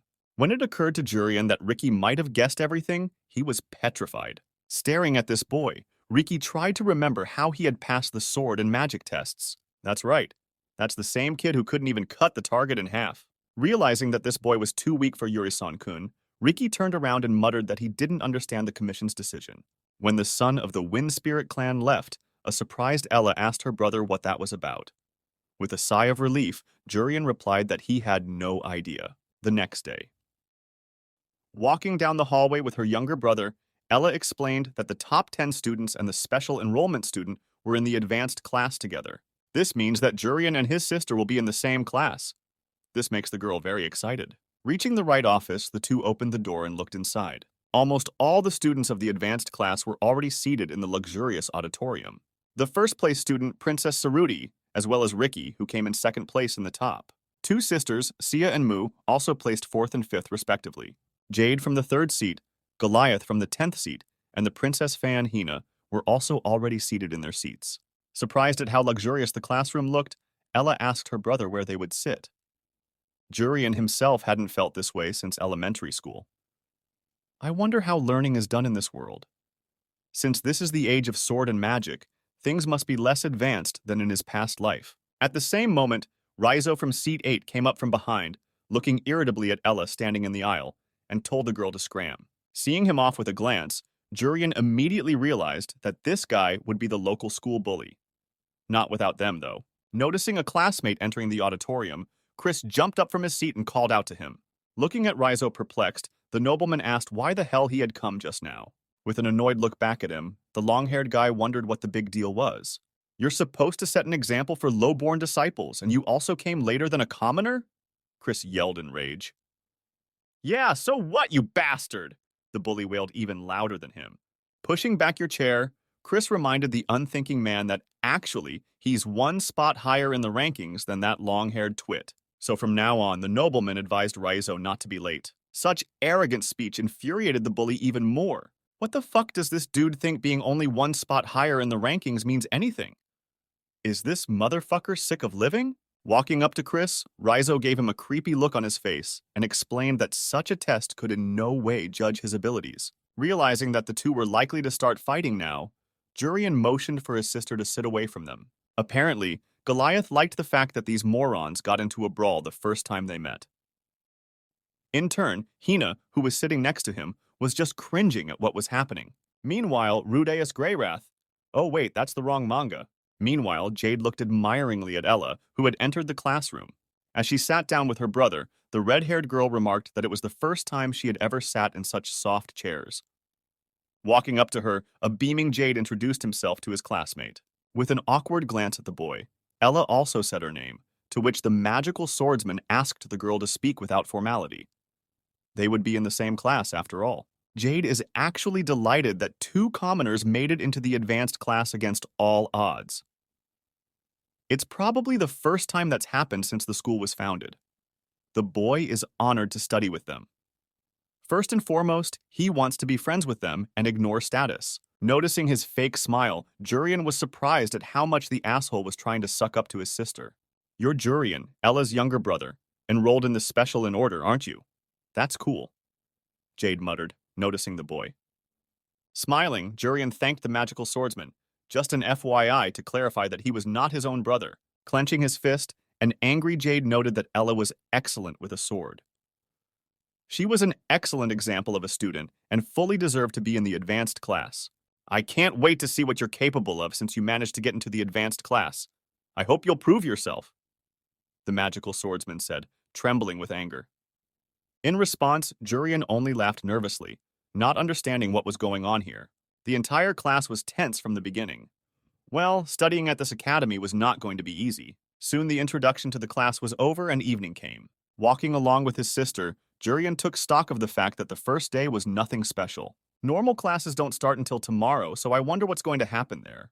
Jurian, we're at the School of Magic, Ella suddenly thoughtfully muttered. Let's enjoy it before the other kids from the orphanage get here. As soon as the girl uttered this, the gloating taunts of the nobles were heard from behind. Approaching the commoners, the two guys with blue brooches were surprised that these scum had gotten into the Magic Academy. I wonder what happened. Do they really study here? Remembering that there was no such thing in his time, one of the students remarked that the standards had been lowered a lot this year if there were commoners studying in the advanced class. Turning around, an excited Jurian saw two sophomores. Of course, how could there be no such scum? Most likely these dudes would be hazing right now. Jurian didn't seem to mind, though, because he had a problem with his head. As they approached the commoners, two students with blue brooches demanded an appropriate greeting. Pulling her little brother back, Ella stammered an awkward hello to the sophomores. Aha, now strip, ordered the bulky man, glaring at the two men with disdain. Not understanding what he meant, Ella asked again. How dare the commoners wear the same clothes as the nobles? This is unacceptable. If I say strip, then strip, the sophomore yelled in rage, grabbing Jurian by the vest. However, when the bulky man tried to lift the boy up, something didn't go according to plan. He couldn't even get that kid off the ground an inch. Why is this motherfucker so heavy? While the sophomore was trying to figure out what was even wrong with this kid, a satisfied Jurian just stared at him and didn't fight back. Noticing the sophomore's hazing, Jade ran up and called out to Sunbae Nim. Trying to catch his breath, the boy reminded the bulky man that the magical academy was not a place to discriminate on the basis of status. Nuna, that's funny, Jurian muttered contentedly, looking at his worried sister. At the same time, Jade asked Sunbae Nim again to let that boy go. The thug's actions are a disgrace to the honor of the School of Magic. Hearing this, the two sophomores looked at the magic swordsman with hatred. Maddened, the bulky man swung his fist around and slammed it into Ella's face. "Respect your elders!" Sunbae Nim yelled, lowering his gaze to the red-haired girl. Seeing the way the sophomore punched Ella, a shocked Jade was stunned. From such a powerful blow, the girl immediately lost consciousness and fell to the ground. Now it was no longer fun for Jurian. "How dare you, you stupid bull!" the boy said hatefully as he looked at the bully. This blue-haired woman's name is Hyo-1, and she's the president of the heroic class. Sitting at her desk, the head of the Magic Academy thanked her colleague for taking the advanced class. Sipping tea, Hyo-1 explained that she only did so because she had nothing to do. Laughing, May just remarked that the woman was as straightforward as ever. However, she needs to know that this year's class will be one of the most good reasons in the school's history. With an interested look at the head of the academy, Hyo-1 clarified if it was her sister and brother she was talking about. Despite being strongly opposed by the nobility, they entered in a special order and took a place in the advanced class. The heroic class president understands why the girl was accepted. She's a commoner, but the way she instinctively charges her sword with mana is truly amazing. If she was an aristocrat, a place in the academy would automatically be secured for her. Miss Ella is incredible, but the same cannot be said of her brother. Chi Li insisted that there was a hidden talent in him, but unlike his sister, he was unable to prove himself. Nevertheless, Magus still took this boy in a special order. It must have something to do with the very good reason the head just mentioned. "Hyo-1, do you think the school is as it should be?" Magus inquired. This place was supposed to nurture talent regardless of status, but it was actually the cornerstone for the children of aristocrats to enter the world. If this continues, it will inevitably lead to the fall of the kingdom. Continuing to sip tea, the blue-haired woman told me that she had only been taught to fight since childhood, and so she would take the head of the academy at his word. Hyo-1 will rely on Magus's judgment and the good reason he mentioned. Speaking of good reason, they're just now being offended right under the academy principal's windows. But when Magus, seeing this, decided to stop those bullies, Hyo-1 asked him to wait a bit. For now, it's best to just observe. She is very curious as to what this good reason is. Enraged, Sunbae Nim punched Ella's face with a tremendous force with his fist. When he saw the bulky man hit his classmate, a shocked Jade was stunned. Ella could not expect such a sudden attack, and therefore, from such a powerful blow, the girl immediately lost consciousness and fell to the ground. Now that's when Jurian stopped having fun. He can't hit that jerk or his heart might be torn apart. While the boy was wondering what he should do, Jade snapped out of his seat. Asking Jurian to take Ella to the infirmary, the magical swordsman stood in front of the bulky man. "I'm taking these bastards to administration," Jade muttered, preparing for battle. Still standing with his hand raised, Sunbae Nim interrogated the guy as to why he had just yelled. Did he forget that he was talking to sophomores? They're actually 15 years old. Okay, wait, what's the big deal? When did he manage to break free? It's not like I was relaxing, Sunbae Nim whispered shockedly, shifting his gaze to his hand. Meanwhile, Jurian was already sitting in front of his passed-out older sister. The boy noticed something when that bastard hit Ella. Before making the attack, Sunbae Nim filled his fist with mana. Is he out of his mind? How dare he stand in Jurian's way? He would have loved to give the bastard a good beating, but unfortunately he couldn't reveal his powers. While Jurian was sitting next to his sister, Jade rushed over to attack Sunbae Nim. Trying to overpower the magical swordsman, the bulky man began to panic. How is that even possible? That kid is much smaller, Sunbae Nima, but still incredibly strong. Realizing that he could not defeat this boy alone, the bulky man tisked unhappily. Trying to hold back Jade's onslaught, he shouted at Nigel to use magic, ignoring the prohibition against using it on school grounds for non-educational purposes. They have no other choice. After all, if they lose to this little kid now, they'll ruin the honor of all the elders. Jade, stand back! Jurian said suddenly. And while Jade, struggling, asked a classmate to get Ella to the nurse's station sooner rather than later, Jurian activated healing magic. I cured her, so don't worry. I'll take care of the rest, the boy explained, stopping the fight with those words. Everyone who saw what he had just done went into a stupor. Even the academy head along with the heroic class president were stunned by what had happened. After curing his older sister, Jurian lifted her off the ground and asked her to sit a little longer. Sure, the boy had healed Ella, but she'd better not overwork herself. Well, now the guy's going to show these bastards the first way he learned how to hide powers. However, turning around at the fighting students, Jurian noticed something strange. What's wrong with their faces? Where are they looking so dumbfounded? You took him in special order knowing that? Hyo-won inquired, not taking her gaze off this striking student. But as expected, even the head of the Magic Academy himself didn't know that this guy possessed such incredible strength. Even when a surprised Ella got to her feet, Jurian still couldn't understand why everyone was staring at him so strangely. "What are you doing? How did Ella get better?" Jade asked with terror in his eyes. "What do you mean? I cured her. What are you doing?" Jurian clarified, perplexed. "Welcome to the first episode of Common Sense. Let these two orphans, who, by the way, will be going to the School of Magic in 2 years, clarify for you what happened after all. Healing is used by mages to heal wounds. Depending on the wielder's ability, the process can take anywhere from 5 to 15 minutes. In general, even a priest needs a minimum of 5 minutes. So, dear students, let's not do silly things like complete instant healing.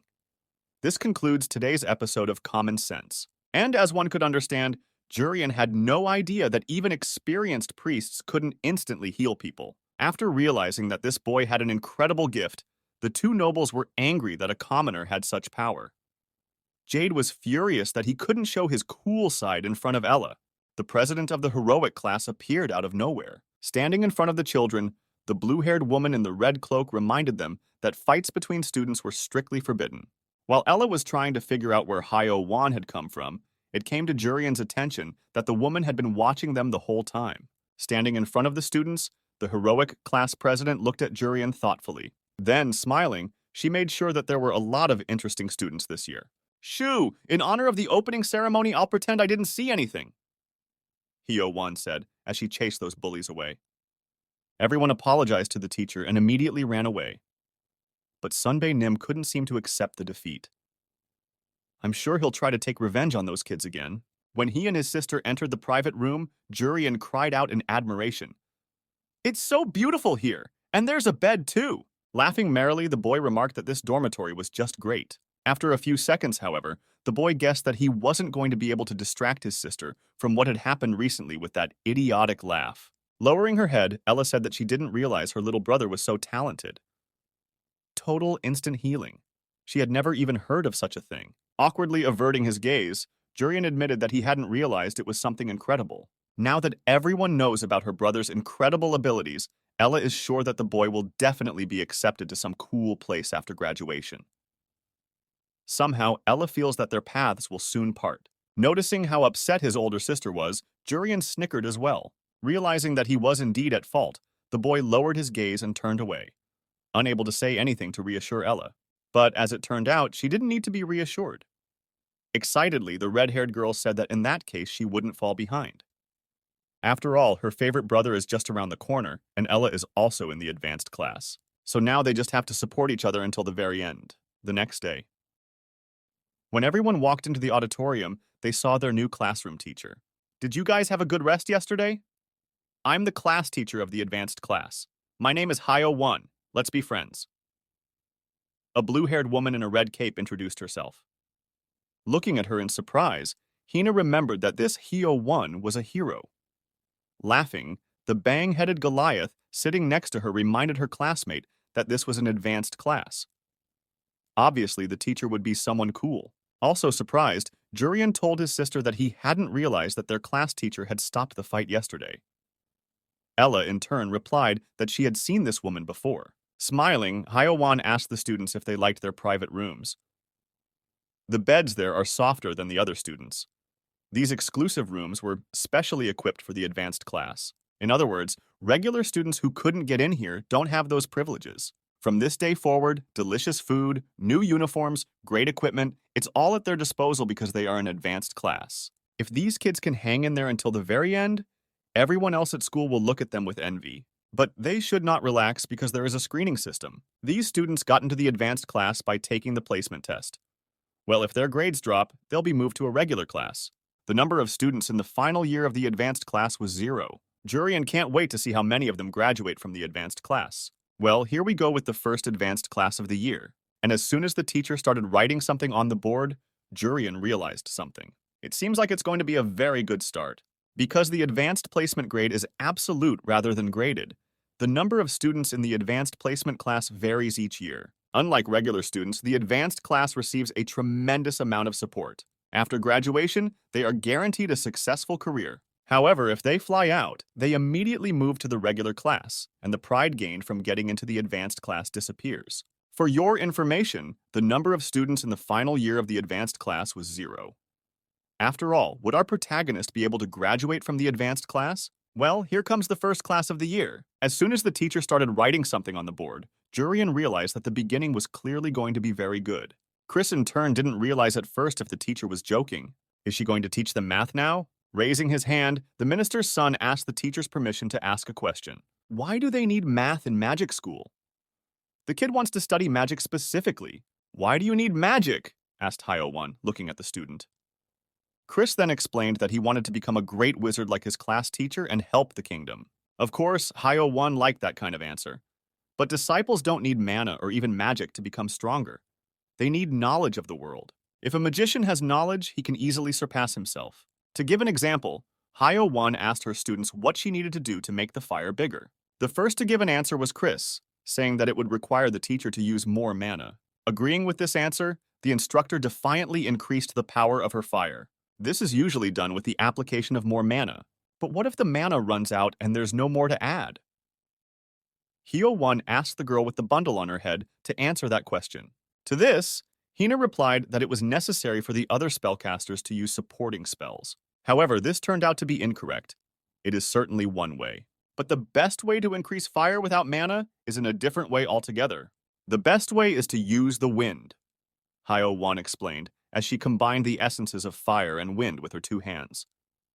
In the same second, a powerful fire tornado appeared in the center of the classroom. When fire combines with wind, the fire begins to grow rapidly.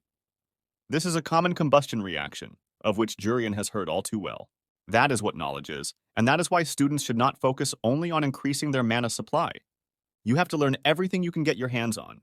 That's why Hyo-won decided to test the students' knowledge with a simple test to begin with. After handing out the assignment sheets, the teacher asked the children to get started. A few minutes later, when the testing time was over, Hyo-won checked the answers.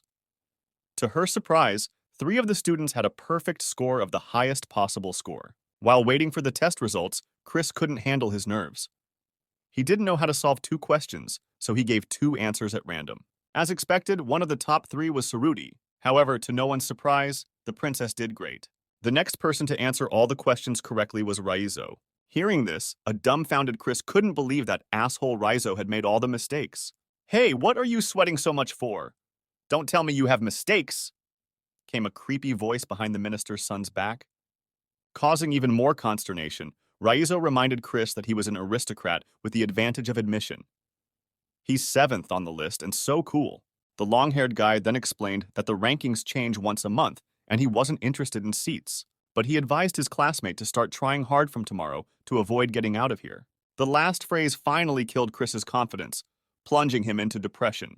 Meanwhile, the teacher continued to announce the test results. The last one to make it at all was Jurian. Of course, all the classmates were surprised when they heard that this guy passed the test with a full score. A shocked Ella looked at her brother and asked how he did it. In response, Jurian only laughed gloatingly. In a past life, he was a Republican high school student in the Republic of Korea, suffering from private education. That example that the teacher wrote on the board just a little while ago, the guy can count in his head without any problems. It's elementary. If things continue like this, Jurian will be the best in this school. Laughing, the bang-headed Goliath remarked that this boy was very cool. Jurian, I'm not losing to you, Jade muttered nervously, glaring at his opponent. That was the end of the simple tests. In honor of such an occasion, Hyo-won decided to give her students a small gift. Pulling out a small medal in front of her, the blue-haired woman multiplied it and used telekinesis to give the gifts to the boys. This is an advanced class badge. After giving them to the students, the class teacher asked them to attach these medals to their vests. With these things, kids will have access to everything at school. For example, they will be able to eat the best food exclusively prepared for the advanced class. Upon entering the dining room and seeing the real meat, Jurian and his sister turned into real hungry animals. Pouncing on a piece of beef, an excited Ella screamed that this divine meat just melted in her mouth. The advanced class is simply the best. Both Jurian and his sister now want to study here forever. Well, in that case, they have to work hard to get good grades and not get kicked out. Gathering in the forest with their teacher, the advanced class students prepared for their second lesson. After asking the kids if they liked the food, Hyo-won explained that today They were going to have a monster hunting lesson. Unlike the morning test, this class will affect the students' grades. In the worst-case scenario, they will be expelled, so the kids need to do their best. After hearing that this class would affect her grades, Ella decided to kill all the monsters by all means and get first place. After calming the red-haired girl down, Hyo-won reminded her that they were all still beginners. These kids are too young to hunt monsters on their own. For this class, the teacher has called the sophomores, also known as the Combined Monster Hunting class. For the record, teamwork will be taken into account for scoring. So it's best for the kids to get along with each other. Today, the advanced class will have to hunt monsters with their beautiful seniors, with Nigel and Sunbae Nim. Seeing these two, Jurian laughed nervously, realizing that he was finished. "Now, arrogant boys, it's nice to meet again," Nigel muttered as the teacher left.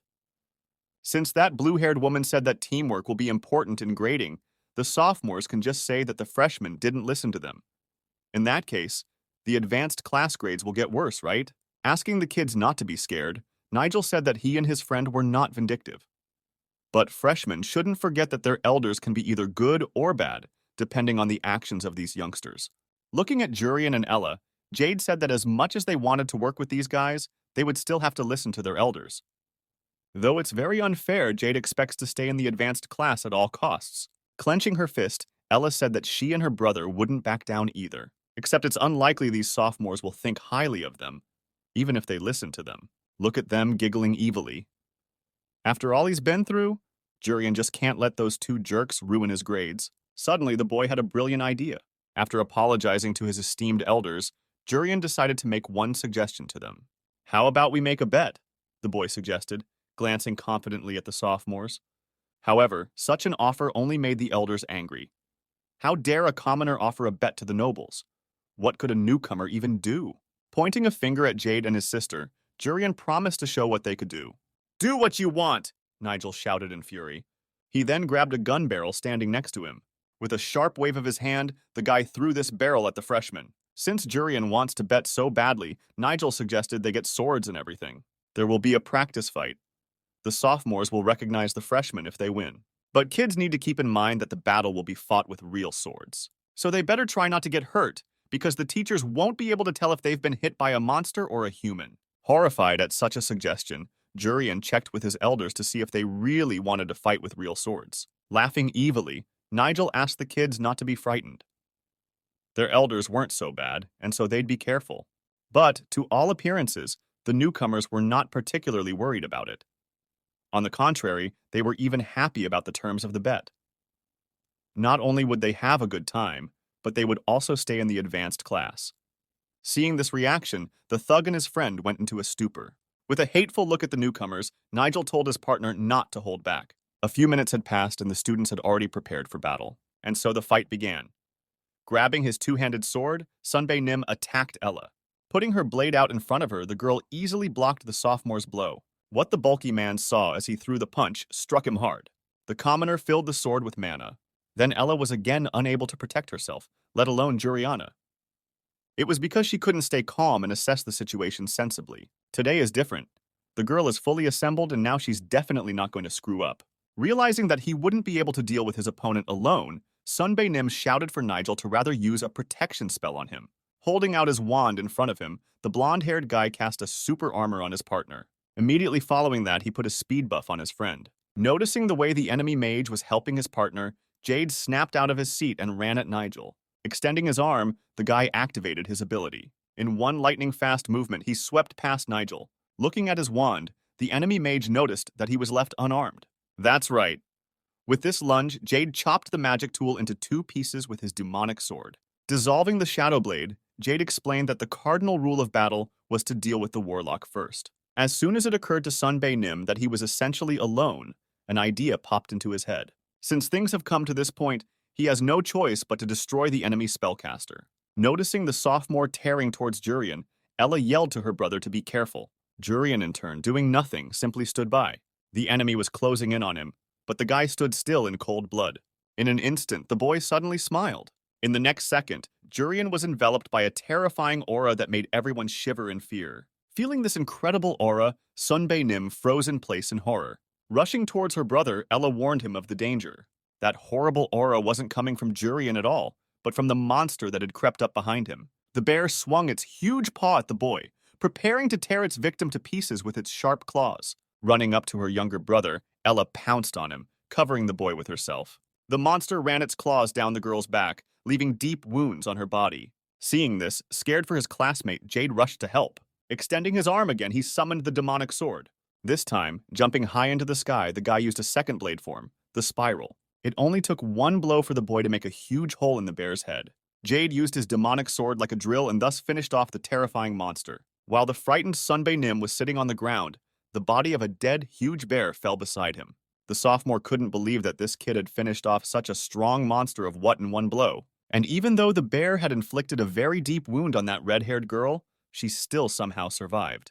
Jurian once again, as if nothing had happened, used full instant healing. This is the advanced class. These kids are the best for a reason. Realizing this, Sunbae Nim irritably tisked. "You've passed, minnows. We won't report you," muttered the bulky man, rising to his feet. "But he'll tell about that dirty-blooded jerk Jurian, and his grades will be lowered, though he's unlikely to be expelled from the advanced class. No doubt this kid is great at healing, but it's only a support spell. He can't do anything on his own. If no one refused to be around when the monster attacked him, he would have just been torn apart." With an awkward chuckle, Jurian remarked that it made sense. Meanwhile, somewhere in a cabin in the woods, sitting with a mug of tea in her hand, Hyo Wan said that it wasn't supposed to be a unified class. After apologizing to his coworker, the green-clothed man remarked that everything had changed suddenly. The woman sitting next to him explained to Hyo Wan that sometimes this happens. It's also logical that the hero class president doesn't know about it. It's her first time here after all. Looking at the two seriously, Hyo Wan asked if such a thing was allowed. Laughing, the man in the green sweater asked the blue-haired woman to believe in the second year. Besides, teachers need rest too. However, such a response only made Hyo Wan even more suspicious. The theory lesson has suddenly been changed to a monster hunting lesson, and these two teachers are now trying to calm her down. Holding a glass in her hand, the blue-haired woman decided to clarify if her students were definitely not going to get hurt, since the sophomores were so cool. Nervously sipping her tea, one of the teachers asked her colleague not to worry about her students. Of course, nothing would happen to them. That's when Hyo Wan was convinced that the two obviously had bad intentions. What should she do with them now?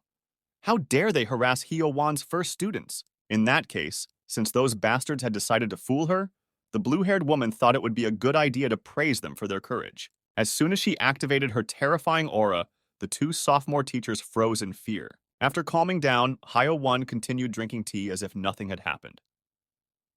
"Okay, let's wait for now. After all, we're talking about the advanced class. They won't let themselves get hurt." "The family using the demon sword, are you Jade?" the guy inquired, seeing the freshman in front of him. He then asked Sunbae Nim if he had made sure they weren't followed by those mudbloods. Standing still, the bulky man confirmed that he had only brought a magic swordsman here.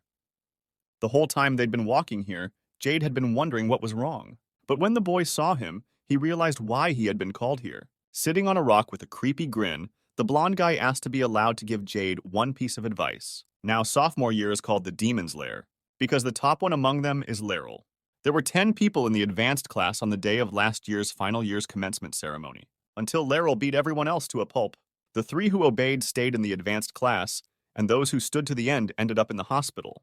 Therefore, there are now only 4 people in the second year of the advanced class, and there is a strict hierarchy among them. Tensely looking at Laryl, Jade tries to figure out why the entire sophomore class would be here. Speaking to the magical swordsman, the blonde guy said that he had heard something about his family not long ago. A family using a demonic sword. Jade has a lot of responsibility in his hands. If the boy can't graduate from the advanced class, his family will fall. It's true. Even before Jade entered this academy, even then, his family had already fallen into disrepair because of the magic tools. Thanks to these tools, people who can't even use a demon sword have started using mana swords like it's nothing. And it pissed Jade's father off incredibly badly. The magic tool is becoming more and more popular in the kingdom. A magic wand can easily create water, and a magic sword can release fire. If things continued like this, the demon sword family would fall very soon. But Jade proved to be the last hope. Jumping up from his chair, the father of the family grabbed his son by the shoulders and yelled that he was obligated to graduate from the advanced class no matter what it cost him. The demon sword family has to prove that it's still alive and well. If Jade can't finish the advanced class, then his mother, brother, sister, and father will simply die. Knowing this, Laryl promised to let the kid finish the advanced class. Surprised, Jade asked the sophomore what he meant.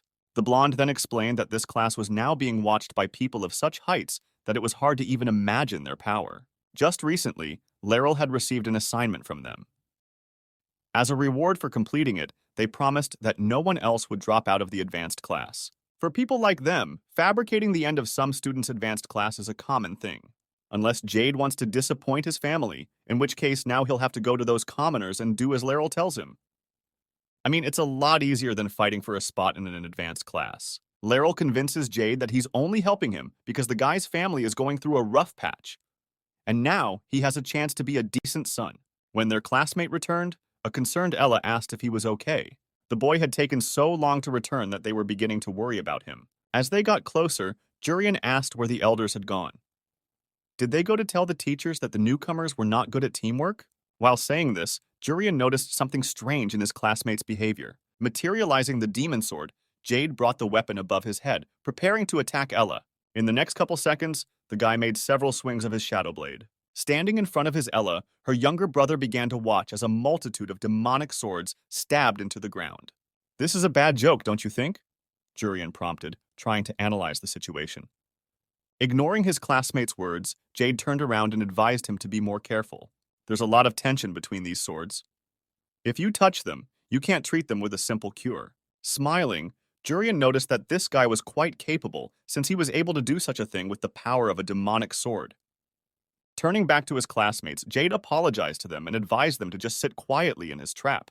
The thing is, the elder told the magic swordsman that he could monopolize all the points. Asking his friends to understand him, Jade explained that he was obligated to stay in the advanced class.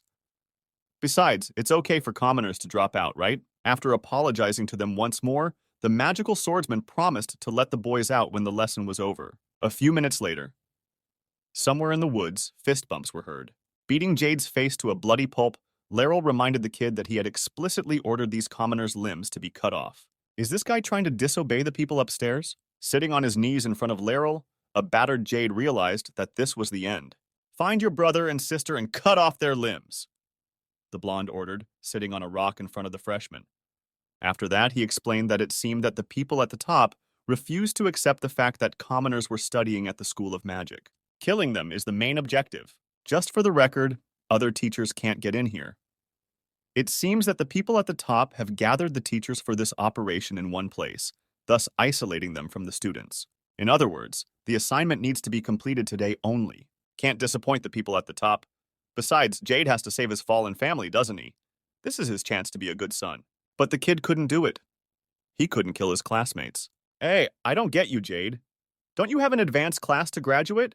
Laryl asked, looking down at the battered boy. And by the way, the blonde wondered why Jade was doing so much for those poor commoners, protecting them from the sophomores and now disobeying orders from the people at the top. They're not poor commoners, it's Ella and Jurian, the magical swordsman muttered in rage, looking at Laryl with hatred. Perplexed, the blonde remembered that this guy had only been enrolled 2 days ago. Was that amount of time enough time to get so close? Slamming his fist on the ground, Jade replied that he wasn't saying that because they were close.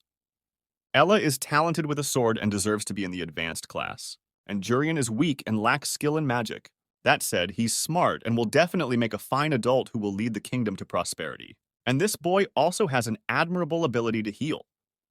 He will be loved by many in the future and will cure many in the kingdom. In Jade's opinion, they both have a future. They will benefit more than any aristocrat discriminating against them just because of status. A benefit? Yeah, maybe. Laryl agreed abruptly.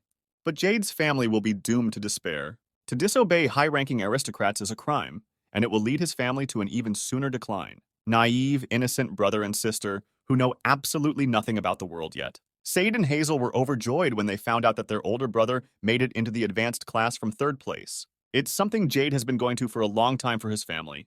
The only thing his little brother and sister wanted was for their father to start smiling again. Getting his older brother into an advanced class could mean their family would be happy again.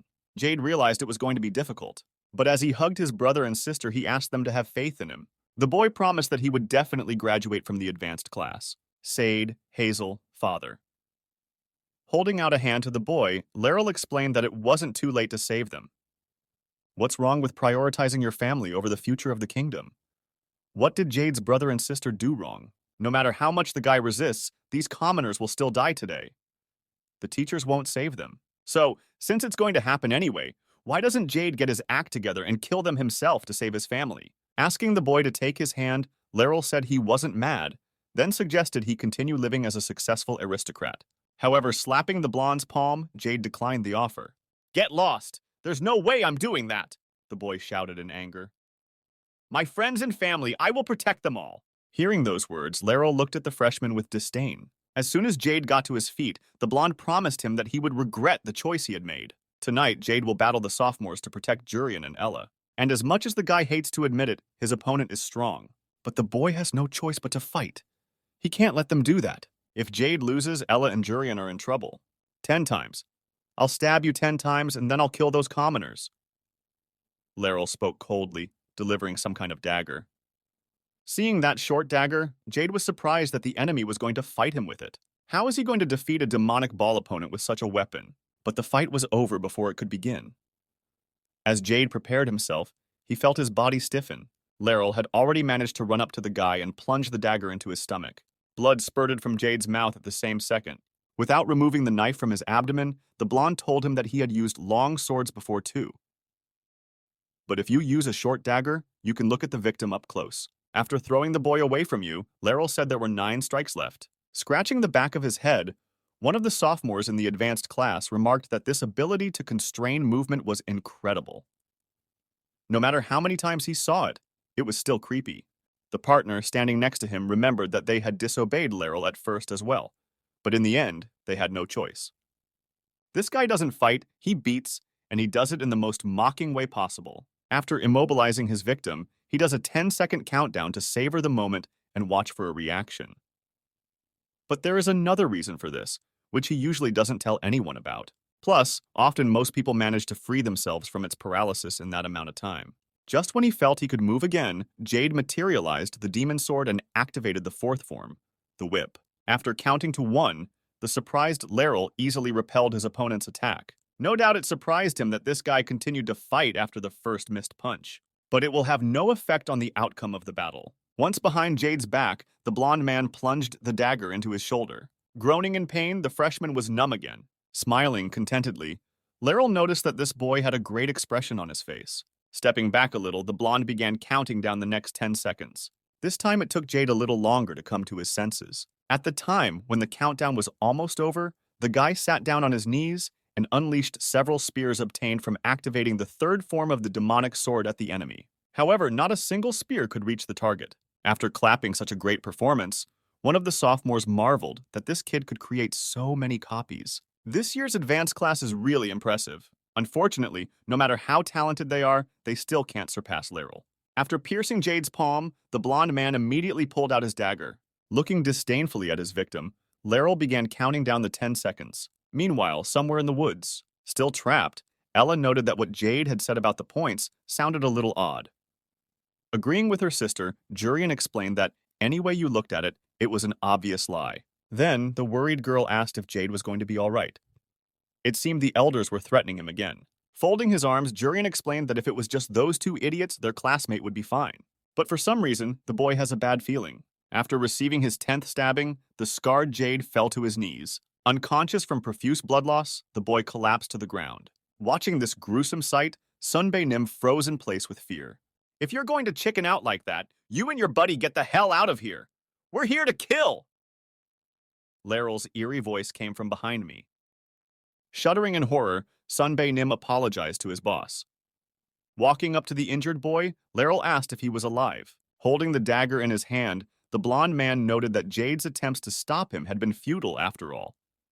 He would go and kill his brother and sister now. This boy's actions were senseless, and in the end, he only brought his family downfall. Sitting down next to the injured boy, Laryl asked if he regretted his choice. Why was he in such a state now? Why did his family have to suffer? Why couldn't he pull himself together? Saying that he could still save his family, Laryl once again suggested that Jade kill these commoners together. The duration of the restraint is 5 seconds. Ability recharge is 10 seconds. Hearing this from the still conscious Jade, an angry Laryl asked the boy if he thought it would make any difference if he knew such details. Leaning over to the boy, the blonde pierced his hand with the dagger once more. Feeling the incredible pain, Jade screamed exhaustedly. With a perplexed look at the boy, Laryl asked what he was thinking. Why won't he just comply? Jade should just graduate from the advanced class, right? Will he really let his family fall? Why does he do so much for these commoners? Grinning, Jade looked at the blonde man with a smile. You ask why I don't obey you? Are you asking why I behave like this with some commoners? You don't have any real friends, do you? Jade muttered, leaning his trembling hands on the ground. Looking into the blonde's face, the guy said with a chuckle that it was hard for him to even put into words how pathetic Laryl was.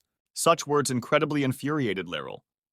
The blonde man gripped the dagger tightly and was ready to plunge it into Jade's back. Suddenly, the guy was stopped by something. Feeling something strange, he shifted his gaze to a student standing nearby. In the same second, a bloody dagger flew out of his hands. Looking up, Jade couldn't immediately realize what had even happened. Hey, you wanted to monopolize the points there? Came a voice familiar to the guy. Once next to Jade, Jurian healed him and asked him to never think of such a thing again. Instantly feeling relieved, the magical swordsman looked at his classmate in surprise.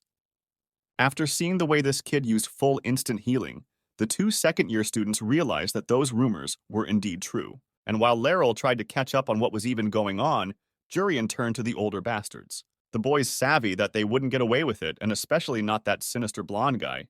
With a mocking smile, Jurian advised the leader of this gang to get ready. With those words, the boy finally pissed Laryl off. The blonde man immediately materialized a short dagger in his hand. Laughing madly, Laryl was glad that the idiot had crawled here himself. He's going to kill this little asshole now, and he certainly won't hesitate like Jade. Well, now we'll see who really kills who. Apparently, however, Laryl had completely forgotten that this wasn't going to be a one-on-one battle. Using the second form of the demonic sword, the spiral, Jade attempted to attack the enemy. Dodging the attack, the blonde was surprised that this guy had time to recover his energy so quickly. So that's how this complete instant healing works. Jumping back, Jade asked Jurian why he had come here. I mean, he's so smart, so he must know it's dangerous here. As he approached his classmate, Jurian noticed that he was seriously injured. Initially, the boy thought he had succeeded in curing his friend. But he seems to have missed something. Jade looked back at his buddy and said he was fine. Rejoicing, Jurian told her that Ella was safe now. He took his sister to the princess team, after which he immediately ran here. Upon learning that Ella was okay, Jade exhaled a sigh of relief. What are you two whispering about? I'm getting lonely. An enraged Laryl muttered, looking at the two men grimly. Hearing this, Jurian tried his best to hold back his laughter at the fact that this jerk had just said he was lonely. Jade, however, was no joke at all. The blonde man's aura was full of killing intent. Looking intently at Laryl, the magical swordsman asked his classmate to prepare to run away. This bastard is much more dangerous than expected. Getting frustrated, Jurian reminded him that he'd actually just gotten here. Who said I'd let you go? The blonde man muttered, giving the boy a creepy look. In the same second, he activated the immobilizing ability. When he felt it, Jade immediately tried to guess who the first victim would be. Which of the two would he immobilize? Snapping out of his seat, a distraught Laryl, holding a dagger in his hand, pounced on the boys. Realizing he had no time to dodge at all, Jade activated the demon sword. Using his 8th form shield, the guy blocked the enemy's attack. But even though the magic swordsman managed to prevent the enemy from attacking, Laryl still managed to immobilize him. It turns out that a dagger doesn't have to touch a person to immobilize them. And now, because Jade has lost his fighting ability, Jurian is forced to protect him. Laryl looked out from behind the shield and wondered if Jade had anticipated this. He had created a shield to protect himself before he was immobilized. But getting closer, the blonde still stuck the knife in the guy's stomach. Hey, you nasty asshole! Came suddenly from Jurian. If you catch my eye again, I'll kill you before you even see me. Feeling this terrifying aura, Laryl froze in place. He couldn't understand why he was scared. Running up to the wounded Jade, Jurian activated the healing. Rising from the ground, the magical swordsman said that he had no idea what the blonde man was up to. But now they had a chance to finish him off. However, all this time, Laryl wasn't fighting at full strength. Saying he'd had enough, the blonde guy gave his subordinates 10 minutes to kill all the little jerks.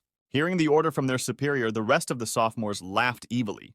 This is exactly what they've been waiting for. That's when Jade remembered that Laryl hadn't been alone all this time. The guy has no idea if he would have been able to escape from this gang leader alone. But now the entire sophomore advanced class will be fighting against him. Not only would he not be able to fight against them, but even running away from here was now impossible. What the hell do you do in a situation like this? Catching himself in these thoughts, Jade realized that now was not the time to be thinking about nonsense. If you just stand there, nothing will change. In that case, the guy needs to think about how to get out of here. Think, goddammit, think! That's enough, Jade. Suddenly came the voice of a calm Jurian. Approaching his classmate, the boy made a deft hand motion. In the next second, Jade just passed out. Catching the passed out guy, a concerned Jurian asked if he was okay. Seeing this ridiculous scene, one of Laryl's subordinates laughed that this kid fainted from fear.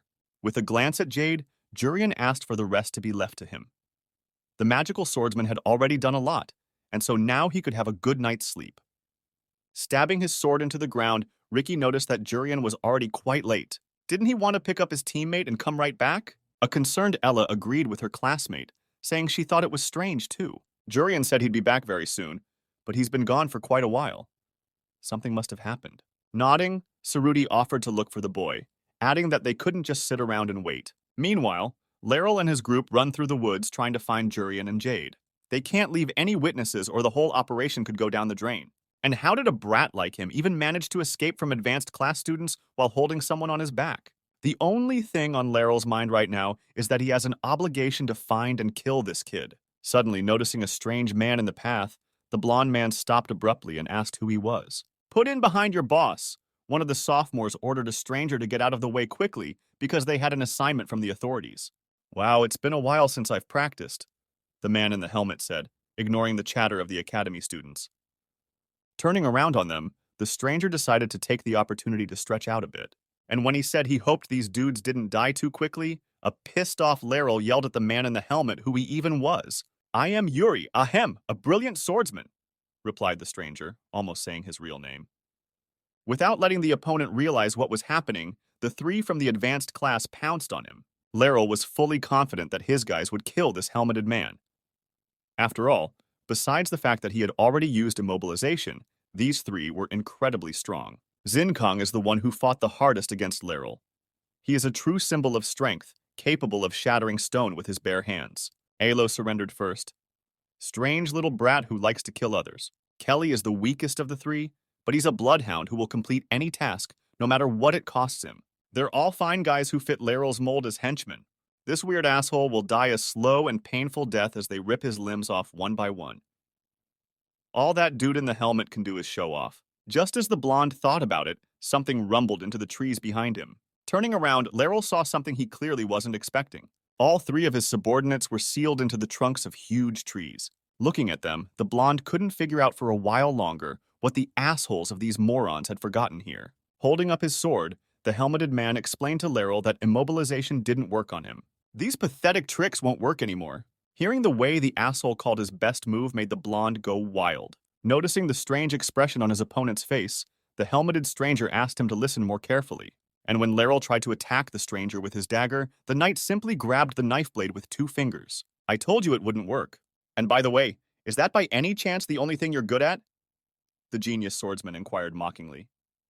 Snatching his dagger from his opponent's hand, the blonde began to deliver blow after blow. Noticing that the enemy wasn't even attacking him for some reason, a furious Laryl asked how he was going to win without even swinging his blade. Sensing that the question made sense, the stranger in the helmet hesitated. Immediately afterward, he grabbed the guy's dagger and broke off a piece of the blade.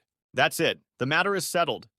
It wasn't that hard to win without even swinging a blade." Looking at the broken-off blade of the knife, the genius swordsman said he was a bit disappointed with the best among the second-year students. You can't even call it a warm-up. Realizing he had no other choice, the blonde decided to use his last trump card.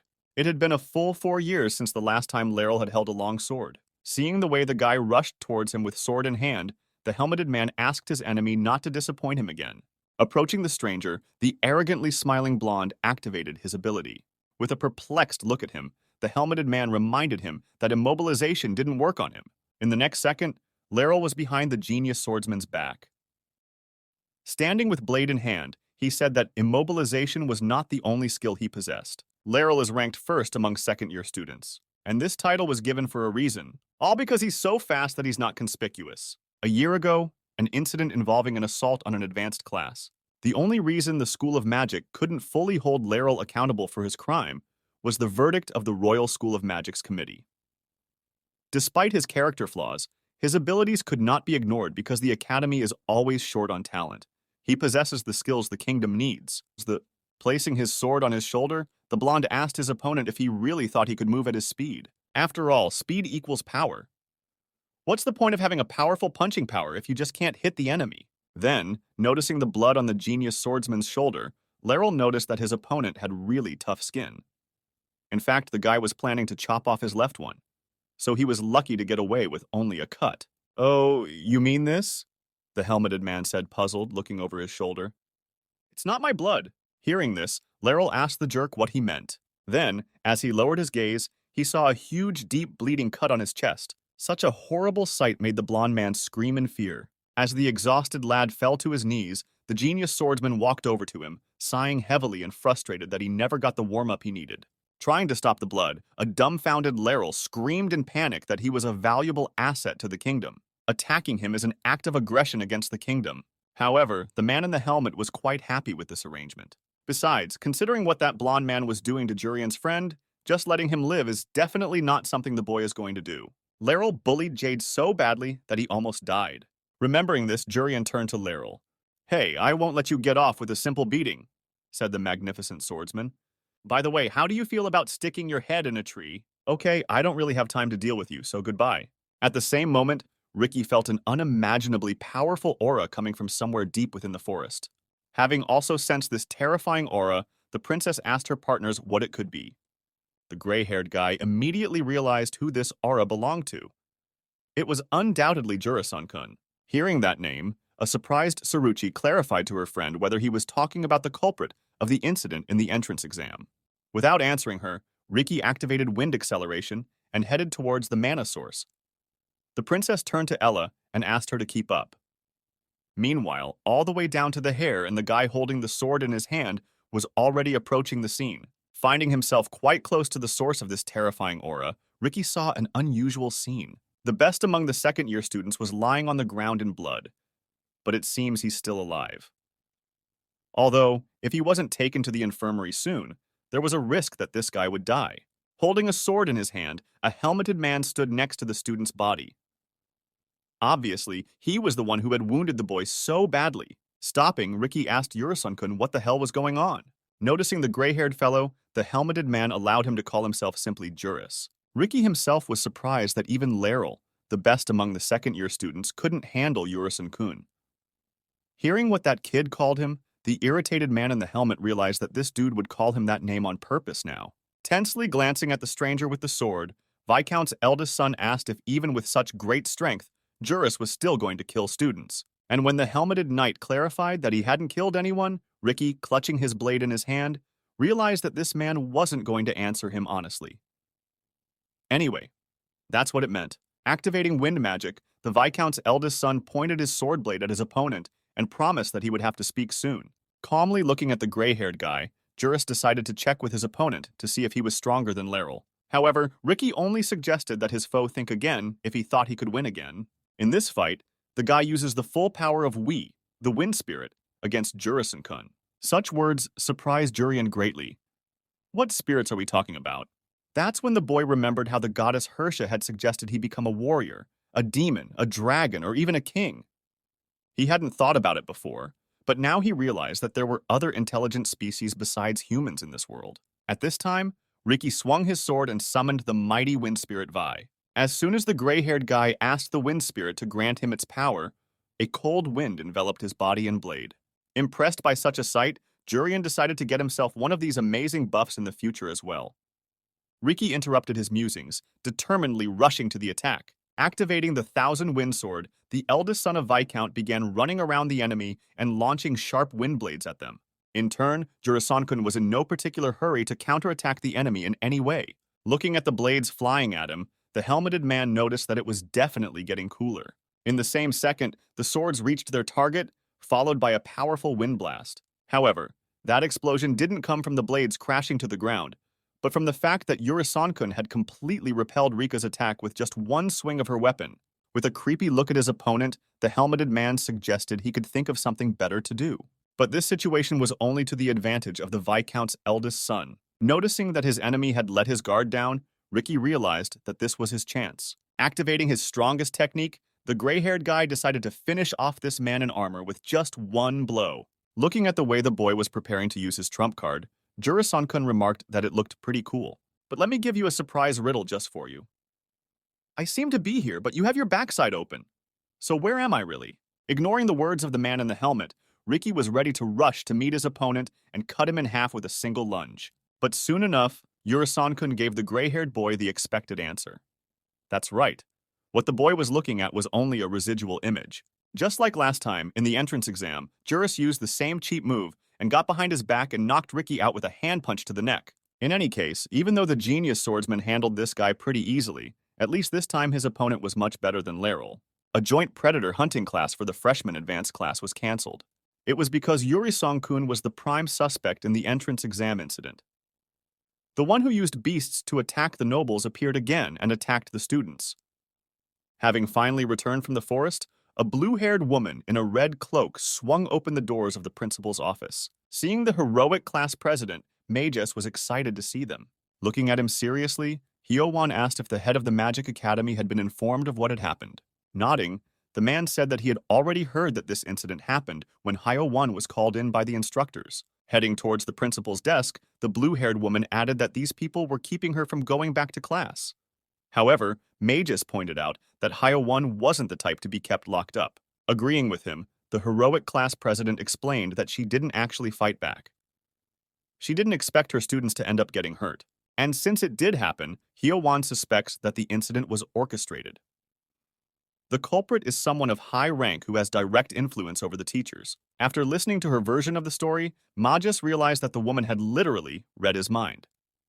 He too believes that the true mastermind is a high-ranking aristocrat, but the heroic class president expected the principal to respond that way. Looking at him suspiciously, Hyo-won unleashed her terrifying aura outward, instilling fear even within the walls of the Magic Academy. Right now, this woman is praying for only one thing. She hoped that the head of the Magic Academy was not involved in this incident. But given his status and influence, it was likely that he was the organizer. Looking calmly at Hyo-won, Magus asked her to calm down. She's not the only one who feels offended by this. The principal is also very outraged by the fact that the students were seriously injured, and that's why Magus can swear he's not involved in anything. But he suspects that the teachers who kept Hyo-won locked up were cooperating with the organizers of the incident. So currently, the head of the Magic Academy is in the process of being thoroughly interrogated. And when the man promised to reveal the truth about the incident as soon as possible, the blue-haired woman asked him to look into the advanced sophomore class as well. They were the ones who had attacked her students. They are currently under the care of doctors due to the injuries caused by Yuri Song-kun. Hyo-won will launch her own investigation as soon as their health stabilizes. Speaking of Jurisan-kun, could he be an imperial spy? Unfortunately, the head of the Magic Academy hasn't confirmed anything about it yet. In any case, his identity should be revealed as soon as possible. This mysterious man is a threat and may even be hiding in the school, waiting for another chance to strike. At the same time, while the principal and the class teacher of the advanced class are trying to figure out who Jurisan-kun is, the one they are looking for is sitting in the canteen enjoying some delicious meat. Sitting next to his sister, Jurian shouted how divine it was. Ella, in turn, offered her brother a taste of the pudding. Now, Jurian is completely calm. He doesn't feel like they'll have to worry about being kicked out of the advanced class. It's unlikely that those second-year bastards would decide to teach the freshmen another dangerous lesson after many of them got hurt. Watching Ella and her younger brother, Chris noticed that they ate like typical poor people. Raizo, sitting next to him, advised his classmate not to get cocky. He actually speaks with food in his mouth, which is unacceptable for a person of noble lineage. What? You want to settle this one-on-one? Chris said, looking at the long-haired boy. Of course, I already made an appointment for you at the hospital, Raizo replied, casting a creepy look at his classmate. With a finger pointing at the two sisters, the bangs-haired Goliath told Hina that the two were said to have been attacked as well. But they looked fine, and seemed to be fully recovered. Withdrawing her gaze, Move said quietly that she would like to have some more fun. Accidentally hearing those words, Sia almost choked on her meat. Looking at her older sister in surprise, the black-haired girl asked what she had just said. As Jade entered the dining room, he saw Ella and Jurian sitting at the same table. When he called out to them, the boy was glad they were both all right. Chewing the meat, Jurian asked his classmate if he felt better. Confirming this, Jade explained that even though he had passed out, his body was surprisingly okay. "Jade, I heard you sacrificed yourself to protect us," Ella said, running up to the boy, embarrassing him greatly. Asking the guy not to go anywhere alone from now on, the red-haired girl suggested that they stick together from now on. And when Ella reminded the magical swordsman that they were actually good friends, Jade was incredibly relieved and agreed to stick together. Then, dining behind his back, Jurian told a classmate that he valued Ella by rank. First place, of course, is her little brother. Second place is the dinner menu, but Jade is only in third place. So the only thing Jurian could wish this dude was good luck. The joint animal hunting lesson has come to an end. All the freshmen in the advanced class, including Jurian, managed to survive. And so, several months had passed since that day. The head of the academy warned that if the boy failed the exam, he would be expelled. Laughing nervously, the boy realized that he was now in danger of expulsion again. This guy was originally accepted as an honor student in the magic department on the condition that his poor academic performance would lead to expulsion. However, Magus is confident that Jurian will easily pass this exam. Coughing, the head of the Magic Academy asked to be allowed to explain something. It's time for midterm exams, and today is the Advanced Class Critter Hunt exam. Each of the students will enter the Forest of Fortitude, and if they score 20 points, the exam will be passed. Surprised at such a low threshold of passage, Raizo asked the headmaster why the hell he was making them waste their time and energy. Chris looked at his classmate with disdain and asked how dare he talk to the head of the academy like that. Ignoring the bully's ignorance, May just complimented him on his excellent question.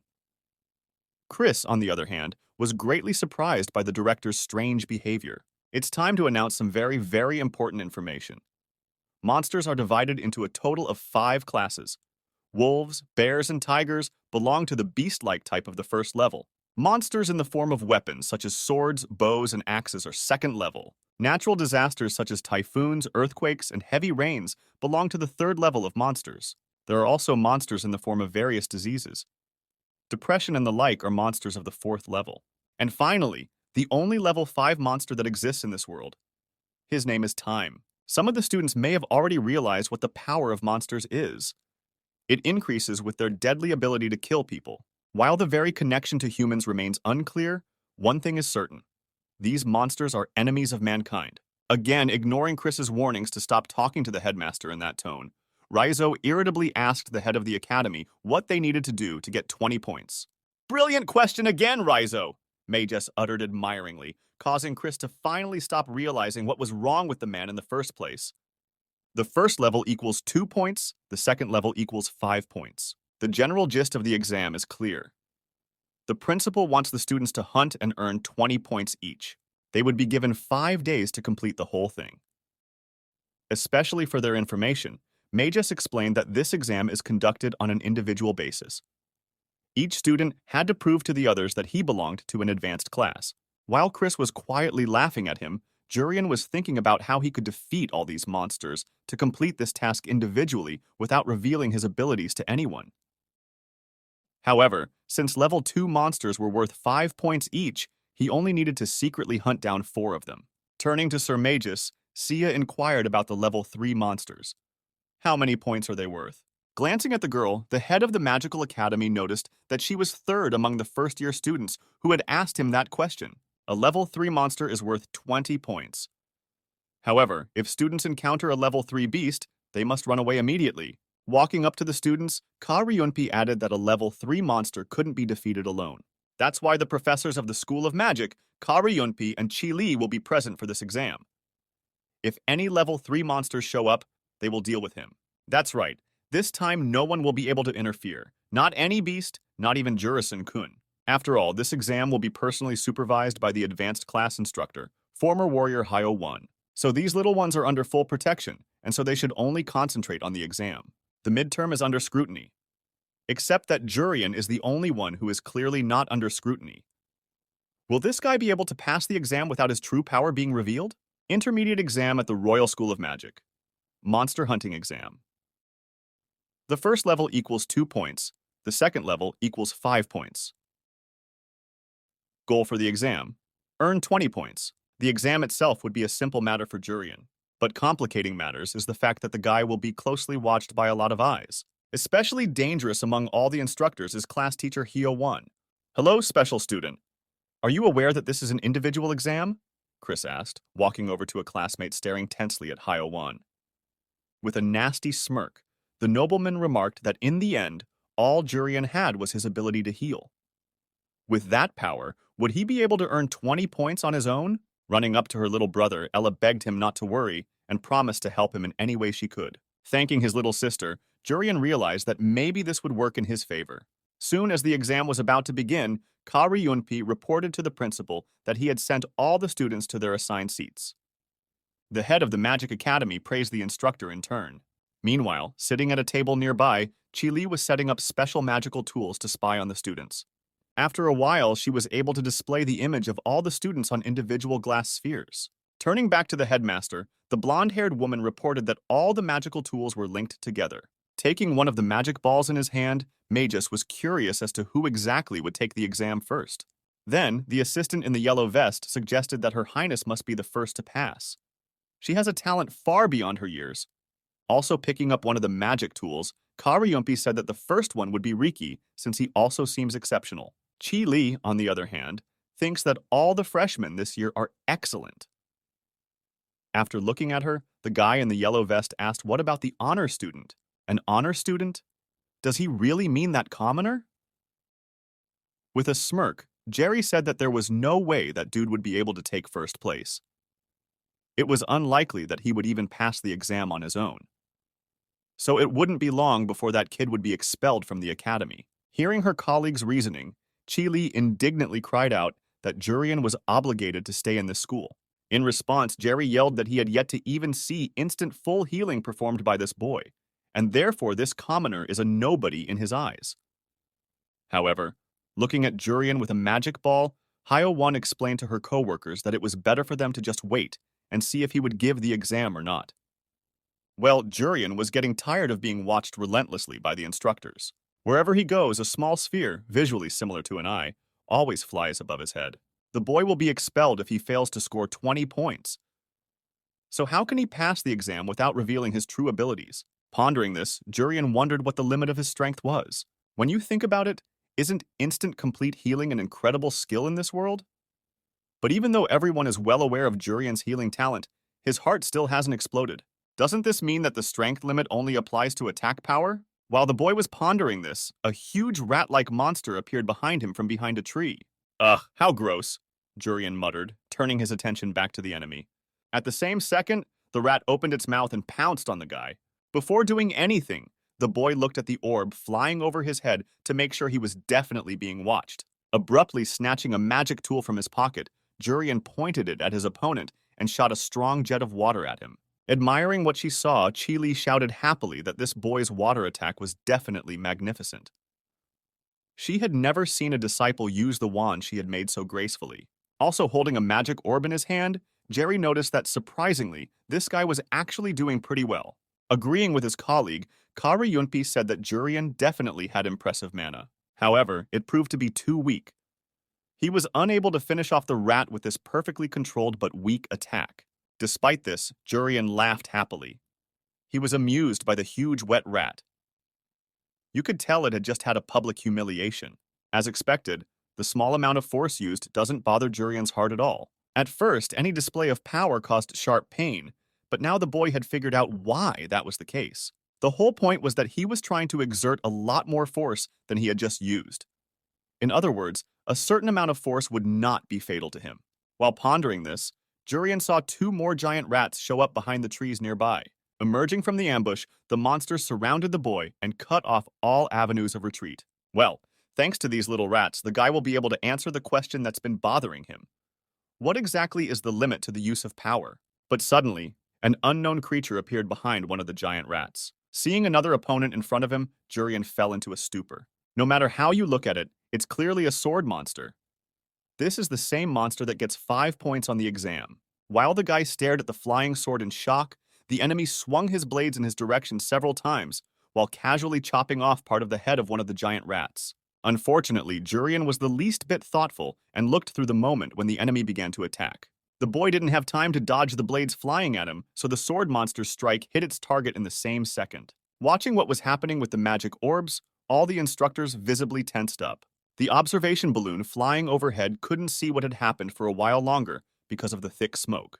As suddenly the smoke cleared and Jurian showed up, completely curing himself with instant healing. Admiring this kid's skills again, Chi-Li shouted happily. Looking thoughtfully into the magic ball, Jerry was surprised that this kid came out unharmed after receiving a critical hit. Meanwhile, Jurian looked hopefully at the opponent who had just attacked him. It's a level 2 monster, and if you kill it, the boy will get 5 points, right? What about Ella, by the way? Is she okay? Holding the shadow sword, Jade motioned for Ella to stand behind him and be careful. They, like Jurian, also came across a level 2 axe monster. Jade looked at her opponent tensely and suggested that she get this over with and then go look for Jurian. He was probably having a hard time on his own. The axe monster interrupted the guy's speech, raising one of his arms high above his head. Seeing this, Ella and Jade realized that the enemy was about to attack them.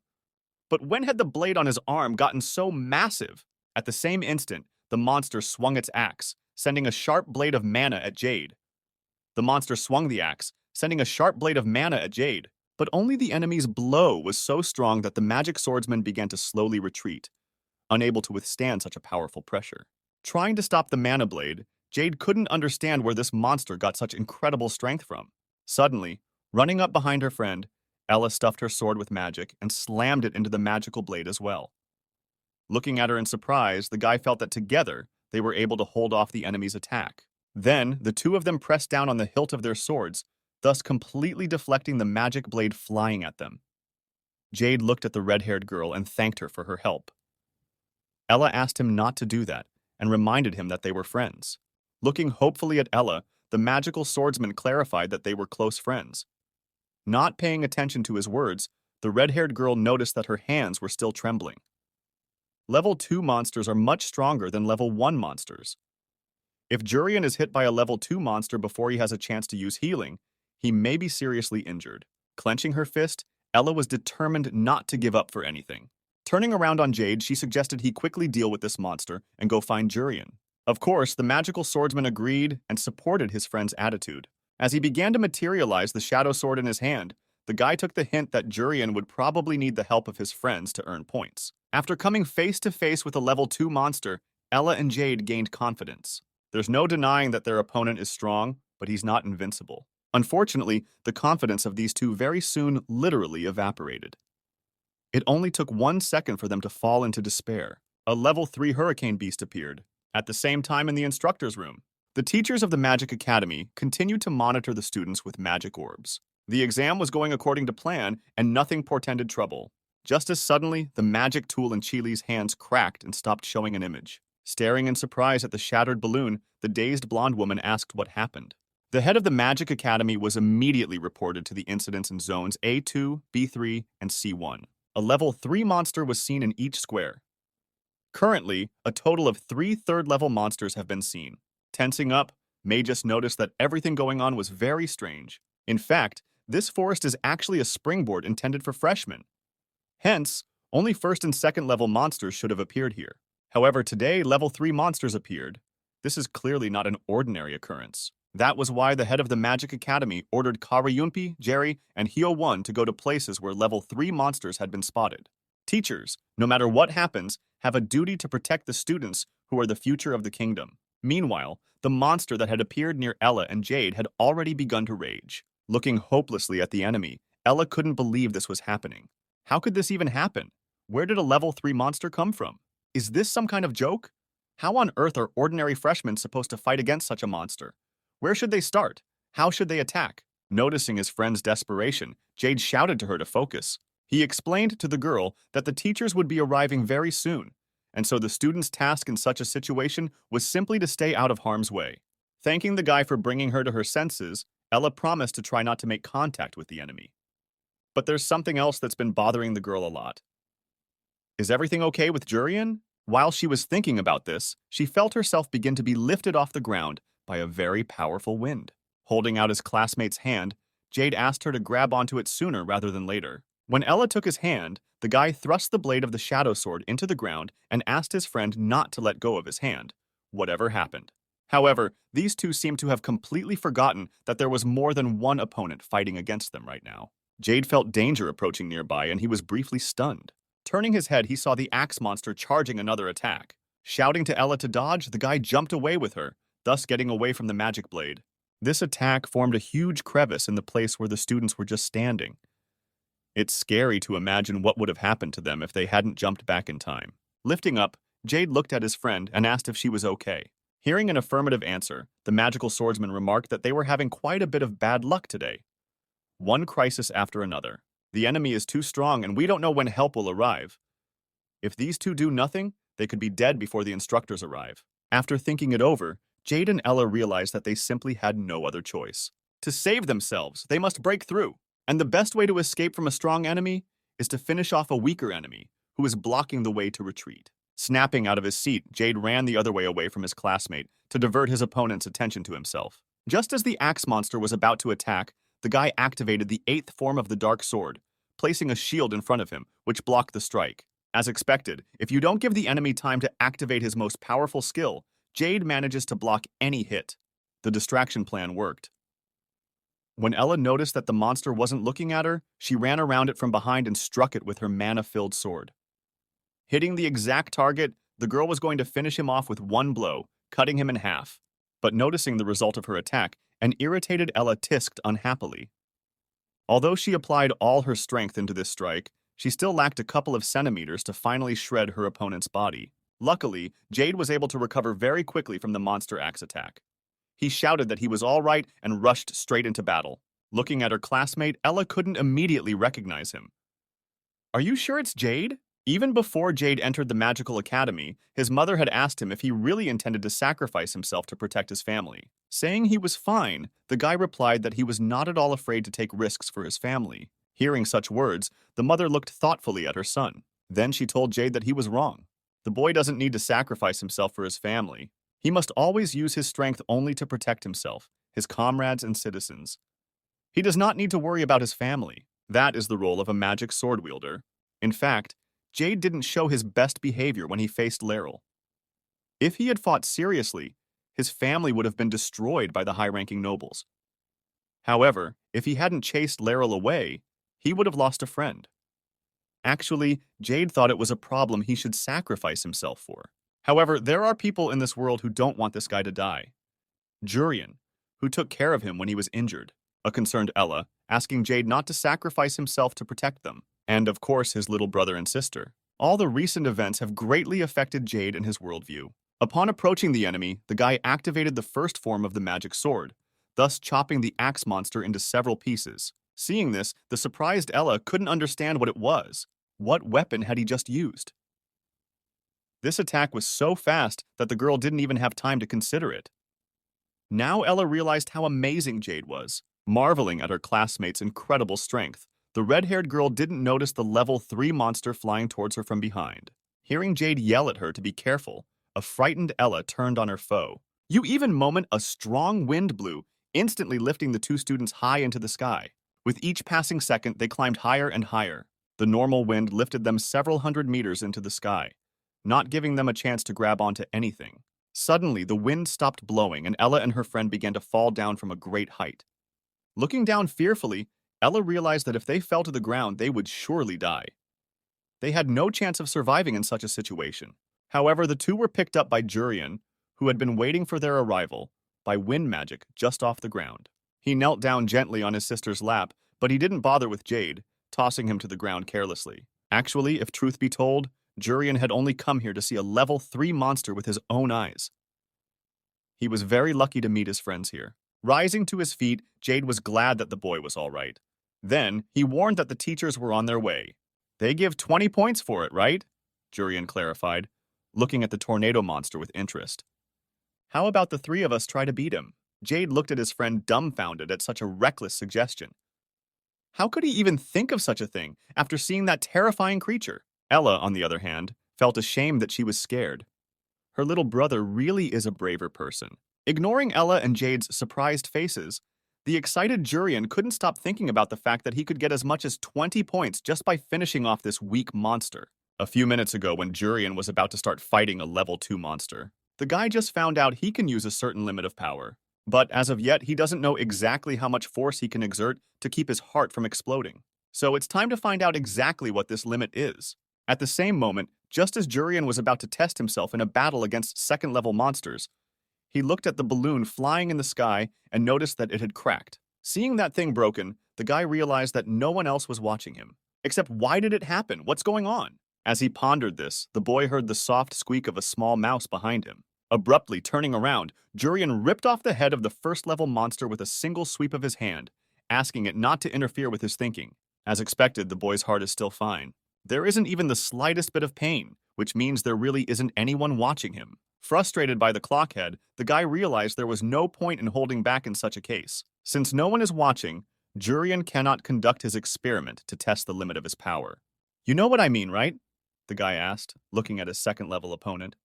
But then the boy sighed and realized that he seemed to be talking to himself. After all, the sword monster had already been blown to pieces by his mere glance. Okay, actually, Jurian had punched it in once. Kneading his hand, the guy remarked that it was refreshing not to have to worry about being watched. Suddenly, the boy heard someone scream somewhere far away in the forest. He immediately recognized the voice of his younger sister, Ella. When all the instructors left to help the students, Magus asked Chili to try to fix the magic ball quickly. Surprisingly, all the magic tools broke at the same time. Even though third-level monsters had appeared, it still seemed strange. Renovations aren't going smoothly either.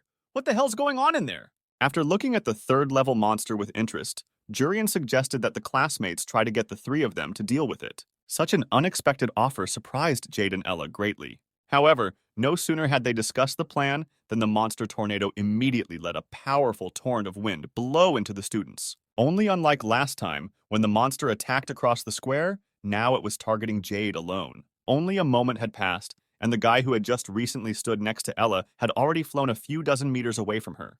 At a tremendous speed, the magical swordsman's back slammed into the tree. Seeing this, Ella Strong was afraid for her classmate. Yes, a normal person under those circumstances would have died on the spot. You're amazing, as always, Jade said with a satisfied smile. Feeling relieved, the magical swordsman looked up at Jurian and swept his healing perfectly.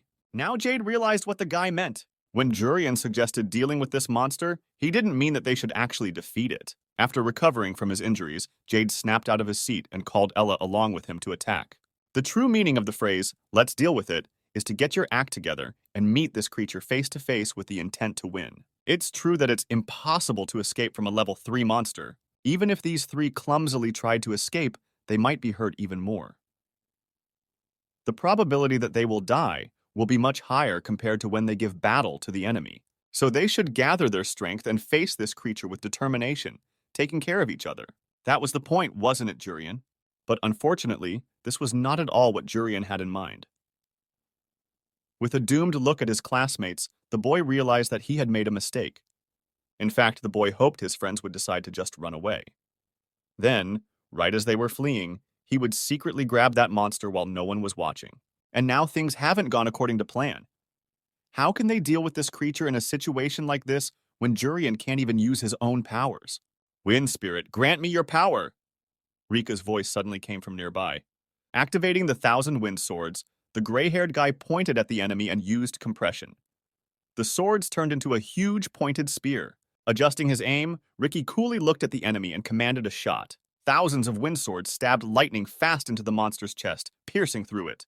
Such an attack finished off the enemy almost instantly, thus guaranteeing Rika 20 points for the exam.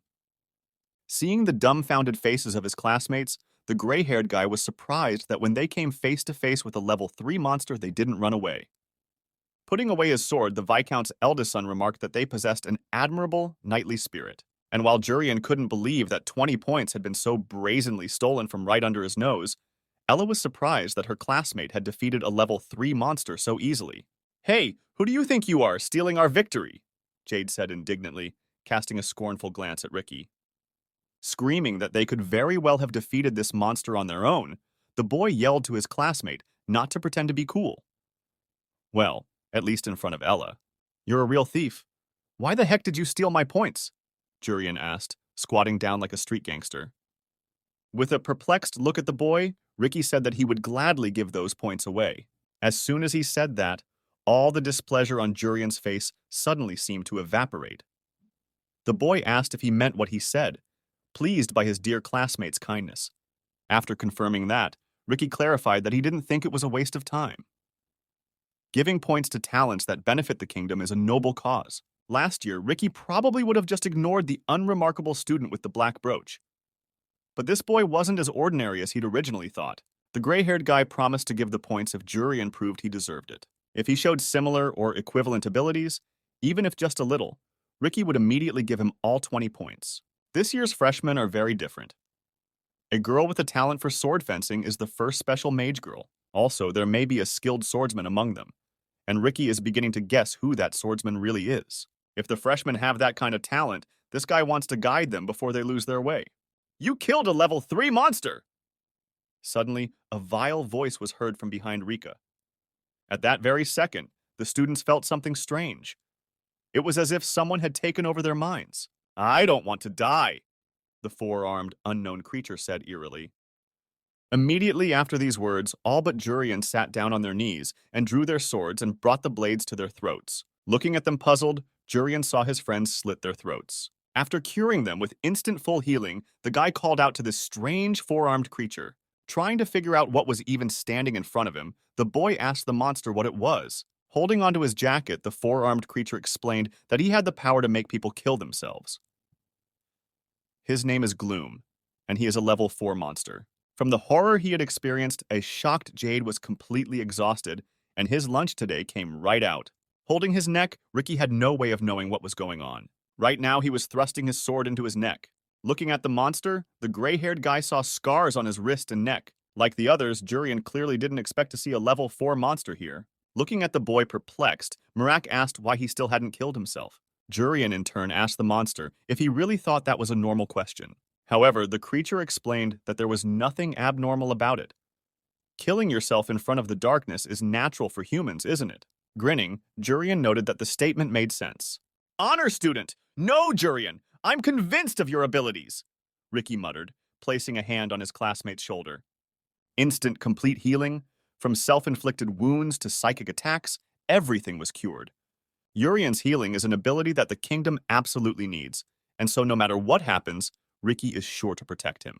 Pointing his sword at his opponent, the gray-haired fellow summoned the great spirit of Wii. Noticing the way this boy had placed a barrier of powerful wind flow around him, Gloom marveled that he knew how to use the great spirit's protection.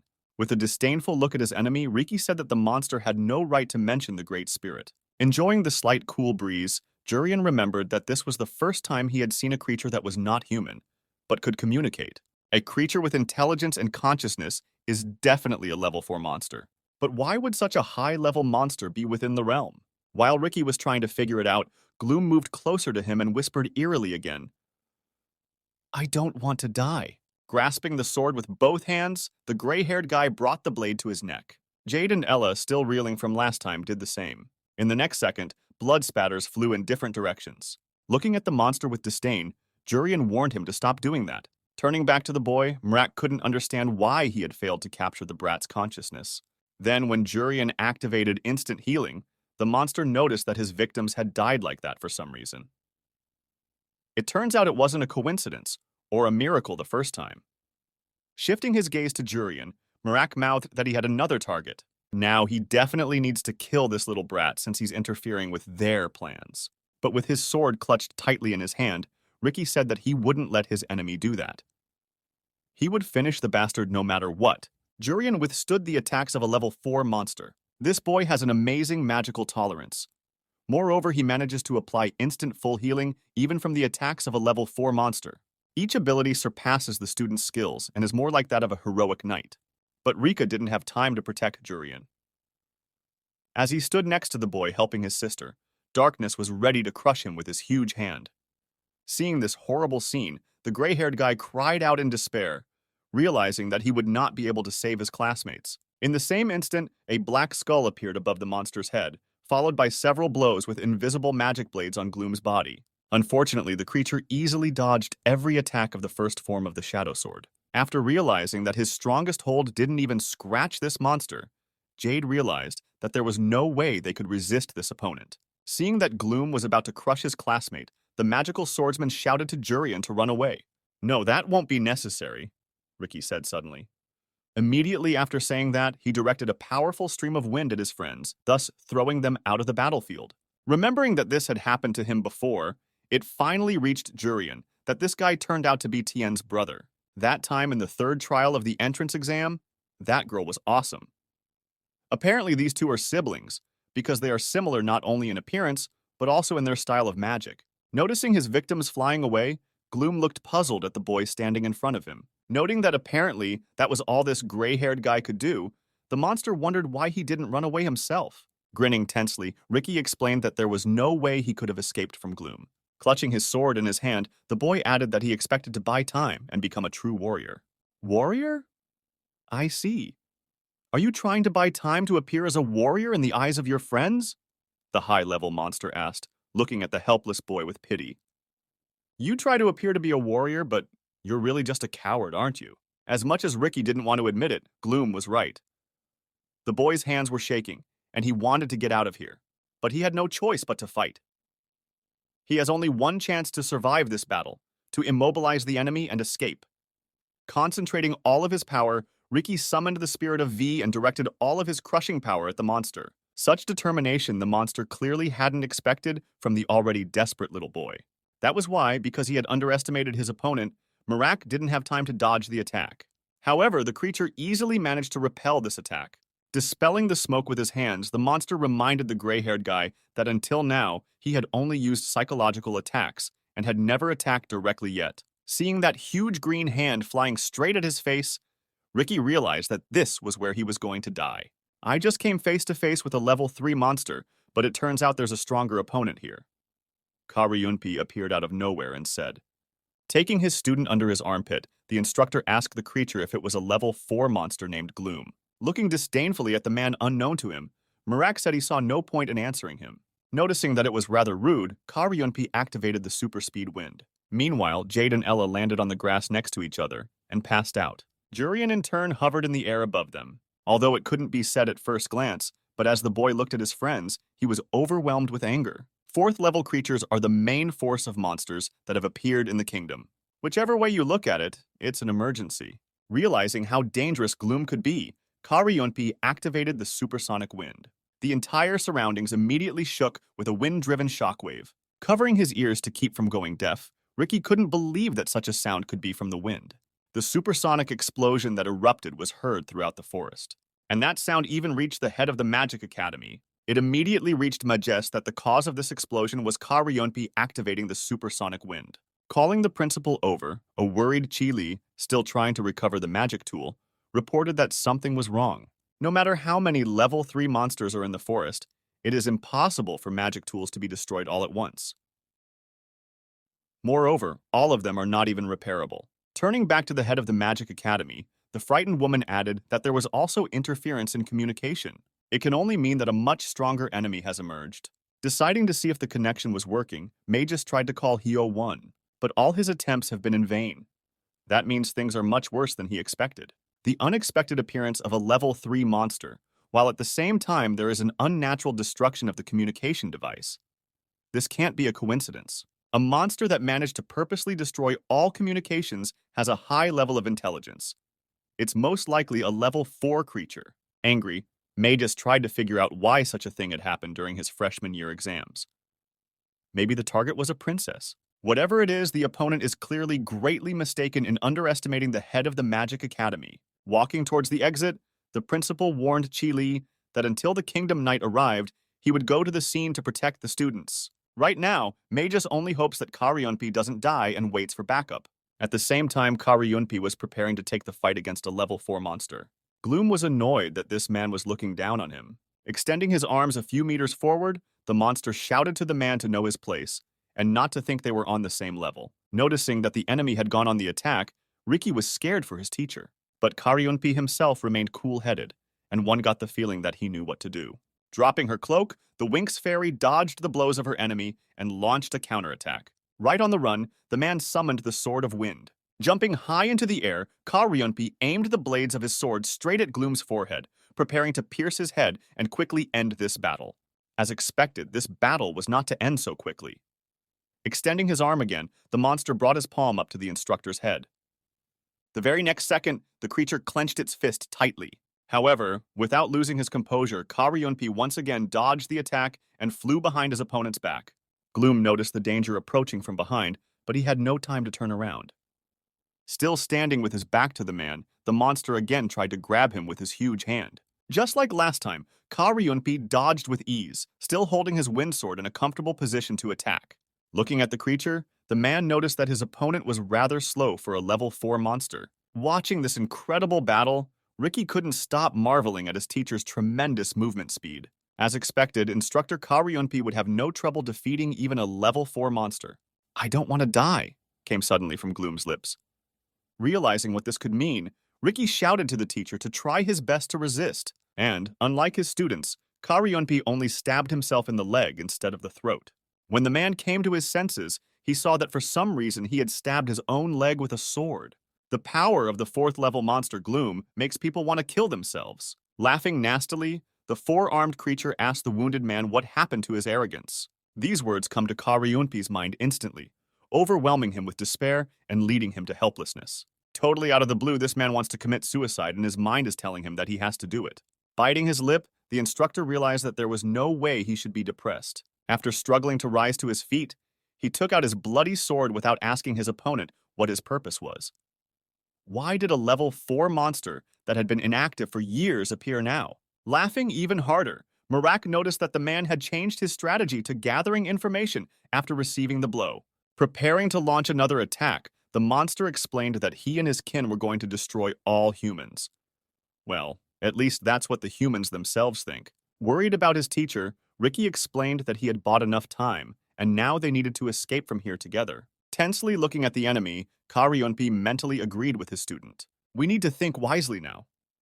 This man didn't come here to kill level 4 monsters. So far, not a single student had died. Karyunpi must quickly return to the kingdom and report the appearance of the 4th level." However, Gloom wasn't about to let his victims escape. As soon as the creature activated its next skill, Ricky and his teacher fell to their knees and began to pant. They could no longer move or resist the enemy in any way. Their minds had completely surrendered to the darkness. Looking at the two of them gasping, the 4-armed monster couldn't contain its admiration. For a while longer, the creature enjoyed this beautiful sight, but then it decided to end the show. After wishing these people a good night, Gloom was about to crush them to the ground with a huge palm. At the same moment, Tian felt something unusual. She immediately thought something terrible was happening to her older brother. The bright light blinded the eyes of the darkness, already preparing to finish off its victims. A 6-winged girl appeared in front of him, exuding a bright light. In this girl, the monster saw the Great Wind Spirit V. "What, the Great Wind Spirit V? Am I your friend or something?" The girl clarified, looking at the monster irritably. Asking how dare he not use Nim when addressing her, the Wind Spirit Vi ripped off her enemy's arm. By the way, in Korean, Nim is used to pay respects. This is the Great Wind Spirit V. Among the only 4 great spirits in this world, she is the most selfish being with a disgusting character. After apologizing to the Great Spirit, Gloom admitted that he had been too rude and he had shown insufficient respect. However, great spirits by rule never interfere with other ecosystems. And if that's the case, then what's V doing now? The beings who govern nature and order in this world are called the 4 great spirits. Among them, the Great Wind Spirit V is the most selfish with a disgusting character. When Marak asked what such a creature was doing here right now, V explained that she had only come to make arrangements. The condition of the Great Wind Spirit would be not to kill the 2 currently lying at her back. In exchange for that, V will not interfere even if the monster kills other people. After all, he didn't come here to kill those 2, did he? After hearing V's terms, Gloom was surprised that a great spirit directly involved in the maintenance of nature was negotiating with him. And it would be something important, but she's doing this for 2 wussy people? Then the Great Wind Spirit explained that these people were good-looking, and she likes pretty things. And that means V clearly doesn't like Marak. Ignoring her hurtful words, the monster reminded her that initially, when it came to great spirits, everyone said they wouldn't directly interfere with the ecosystem. Asking where he heard such a thing, the Wind Spirit asked him not to procrastinate and decide quickly. There were only 2 choices. Either he would fail to achieve his goal and die at V's hands, or he would agree and leave.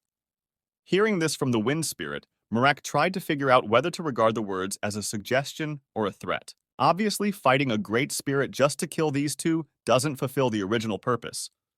But at the same time, Darkness isn't going to forget that V showed up precisely to protect both of these people. If the monster let them leave now, then in the future, They would borrow all the power of the Great Spirit to start protecting others. So, it would be best for Gloom to go against the Great Spirit right now and kill these people. With a pitying look at the monster about to finish off Ricky and Karyunpi, the Wind Spirit asked him to look at himself and how pathetic he was. Extending her arm forward, V took aim at her opponent and snapped her fingers. The powerful flow of wind tore the level 4 monsters to pieces. The only thing left of Gloom was his legs, which continued to stand still. All the other parts of his body just fell to the ground. Sensing that this dude was not at all good at negotiating, the Great Wind Spirit suggested that he honorably accept his punishment for his incompetence. She uses her strength and power to make this monster die 4 more times. Without letting Gloom die, the girl snapped her fingers and ripped him to shreds again with a windswept stream. Asked to understand her, V explained that she was negotiating because, after all, she is a great person. Right now, she could easily destroy this monster on the spot, but she doesn't because she hopes to negotiate. The only thing left of Gloom was a small, nasty puddle. A second later, the level 4 monster fully recovered, taking its original form. Realizing it had no other choice, the creature agreed to make a deal with the Wind Spirit. Whatever the terms, it was bound to reach its goal today. That's the only reason why Gloom decided to make concessions. Looking irritated at the monster, V asked what concessions we were even talking about. He just doesn't have a choice. After saying that, the girl advised the creature to get the hell out of here if it didn't want to get up a little puddle again. Well, the deal was done. Darkness would not kill Ricky and his teacher, and the Wind Spirit would not interfere with the creature's business. But still, V is worried about the fact that the monsters have become active again. Deciding not to let it go to her head, the Wind Spirit happily hugged the unconscious Ricky lying there, exclaiming how happy she was to see him. Tapping him on the head with her fist, the winged girl asked the boy to wake up and let her hear his voice. Hearing that Ricky was still breathing, the Great Wind Spirit was glad that this guy was now safe. And besides him, V also took care of someone else. Karyunpi is another person she contracted with, except that the Wind Spirit is alarmed that this man still hasn't used his full power. Meanwhile, somewhere in the forest, the heavy footsteps of a monster can be heard. Running away from the Great Wind Spirit, Gloom couldn't believe that he was in such a humiliating situation. Stopping where he was, he realized that he couldn't waste any more time, and now he had to act decisively. First, the monster fulfill the purpose of his being here, and then trample the growing saplings until this unpleasant feeling is refreshing. No one gets out of this forest alive. After saying this, the 4-level monster noticed the suspicious silence that had suddenly fallen in the surroundings. At the same instant, something landed not far from him with a loud rumble. Looking at the huge green beam of magic, Gloom tried to figure out what was going on. But as the smoke from the explosion cleared and the bright green light stopped blinding his eyes, the creature saw something he definitely wasn't expecting. In front of him stood the same little boy who was always treating his friends when they cut their throats. Looking under his feet, Jurian admitted that he hadn't learned from his mistakes. He hesitated again, even when his sister was injured. He couldn't find a way to solve this problem without revealing his abilities. Approaching the boy, Merak wondered why he still hadn't run away. The monster then asked the guys not to worry, explaining that even if he ran away, everyone would still die. "Disappear! All hope here today will turn to despair and fear!" yelled the creature, trying to press down on Juriana's psyche. Grabbing the boy's neck, the monster began to squeeze it with great force. Lifting his victim off the ground, Gloom decided to tell him one truth. The hands of someone who is attempting suicide are more desperate than anyone else's. However, Jurian was clearly not comfortable with such a truth. After ripping off his opponent's arm, the guy asked him to stop acting like he was forcing others to commit suicide. It's just some bullshit. In fact, this nothingness just can't kill anyone on its own. Darkness is nothing. Jumping back, the monster had nothing to say to that and threw all his strength to finish off the strongest enemy in his life. In those moments, memories of his sister thrusting the blade down her throat flashed through Jurian's mind. That's right. Now the boy had correctly assessed the strength of his opponent. Raising his fist to strike, Jurian finally decided that from now on, he would not hesitate to save someone he cared about. Striking the creature, the guy formed a wide quarry about 1 kilometer long in front of him. The level 4 monster, Gloom, was destroyed. With the appearance of the 4th level that had been lurking for the past few years, the Ryrenta kingdom called an emergency meeting in the capital, led by King Brihidin. For several years, there was no information about the level 4 monsters. But then he showed up at the exam site of the School of Magic, threatening students and teachers. At this time, Rika's teacher and student who were on the scene protected the students from the powerful enemy. Afterward, they lost consciousness, but remained unharmed. It seems that the great spirit of We protected them. After listening to Principal Magis's report, Viscount Drade suggested that perhaps V had engaged in a fierce battle with the fourth level, and most likely they were fighting on equal footing. Everyone has already seen the aftermath of this battle. It's scary to even imagine the struggle that may have resulted in changing the landscape of a huge part of the forest. Noticing that since the fourth level was able to fight on equal footing with the wind spirit, Viscount Race assumed that the enemy had become stronger than it was before. For the past few years, his power has only grown to destroy humanity. If one fourth level can fight a great spirit with such fury, there is no hope for humanity. Asking the other chairs of the meeting to settle down, Viscount Zerdus asked his colleagues to remember where they were. They stand first and foremost before His Majesty, and that is not to be forgotten. Then, agreeing that the matter was panic and couldn't be helped, the long-haired knight reminded him that although level 4 had gotten stronger, humans weren't lagging behind in development either. The system has become more reliable, and each knight's strength shines even more. The commander of the Royal Knights, Zia Lefton, can confidently promise the king that if the humans remain vigilant and current, humanity will never succumb to such creatures. Agreeing with his subordinate, King Bridgeton added that the strength of people lies in their ability to prepare for crises to mend with them. After explaining this, the head of state asked the director to find the penetration route of the level 4 monster and take action. The task of the commander of the Royal Knights is to make sure that each fighter is thoroughly prepared to protect the citizens at all times. After bowing, Director Magus told His Majesty that he had another matter he wished to discuss. As everyone knows, every year there is a friendly competition with the Empire, but this year, Magus would like to cancel the event. Upon thinking about it, the king remembered that it was an annual event where students of the kingdom compete against students of the Empire based on their skills. Confirming this, Magus explained that the competition will likely have to be postponed this year due to the alarming monster movement. However, Reyes objected, saying that it was nonsense. Had the king forgotten the Empire's recent statement? The Empire appreciates the kingdom's quick response to protect its citizens from a level 4 creature. Monsters are by no means capable of threatening humanity, and humans are overwhelmingly stronger than monsters. Therefore, the Empire hopes that the annual friendly competition will go on as usual. At a time when the Empire, a state that rivals the Rirente Kingdom, is showing such confidence, showing cowardice would be unacceptable. Plus, the Empire definitely want to win the competition this year, as they have suffered a string of consecutive defeats over the past 3 years. Objecting to Viscount Reyes' suggestion, Magus reminded him that level 4 monsters were highly intelligent. There was no way they would appear without a reason. But still unwilling to agree with the Academy director, Reyes asked His Majesty how the other countries, including the Empire, would treat the kingdom if the competition was cancelled. In the future, because of such an ill-considered move, Rirente might lose its dominance, as the Empire would realize the tense situation with monsters in the state and start using them for their own purposes. And when Magus said that he couldn't put the disciples in danger, Reyes shouted that it wasn't that dangerous compared to the situation if the kingdom and the Empire started a conflict. Thinking about it, Zerdus mused that if the monsters suddenly attacked, the Rirente really couldn't stand up to them if the knights were busy fighting a war with the Empire. However, Magus believes that the students were in danger because of the kingdom's arrogance. There was no certainty that only one level 4 monster would appear in the competition. Tensely looking at the Academy headmaster, Reyes clarified, did it really mean that if monsters appeared, Rirente would lose? Asking everyone present to stop, King Bridgeton remarked that the opinions of both sides were valid. Without confirming the purpose of the monsters, holding an event may not be a good idea. But if the kingdom refuses to compete, the Empire will use the refusal as an excuse to engage in political maneuvers with other nations. In other words, the kingdom is facing a dilemma.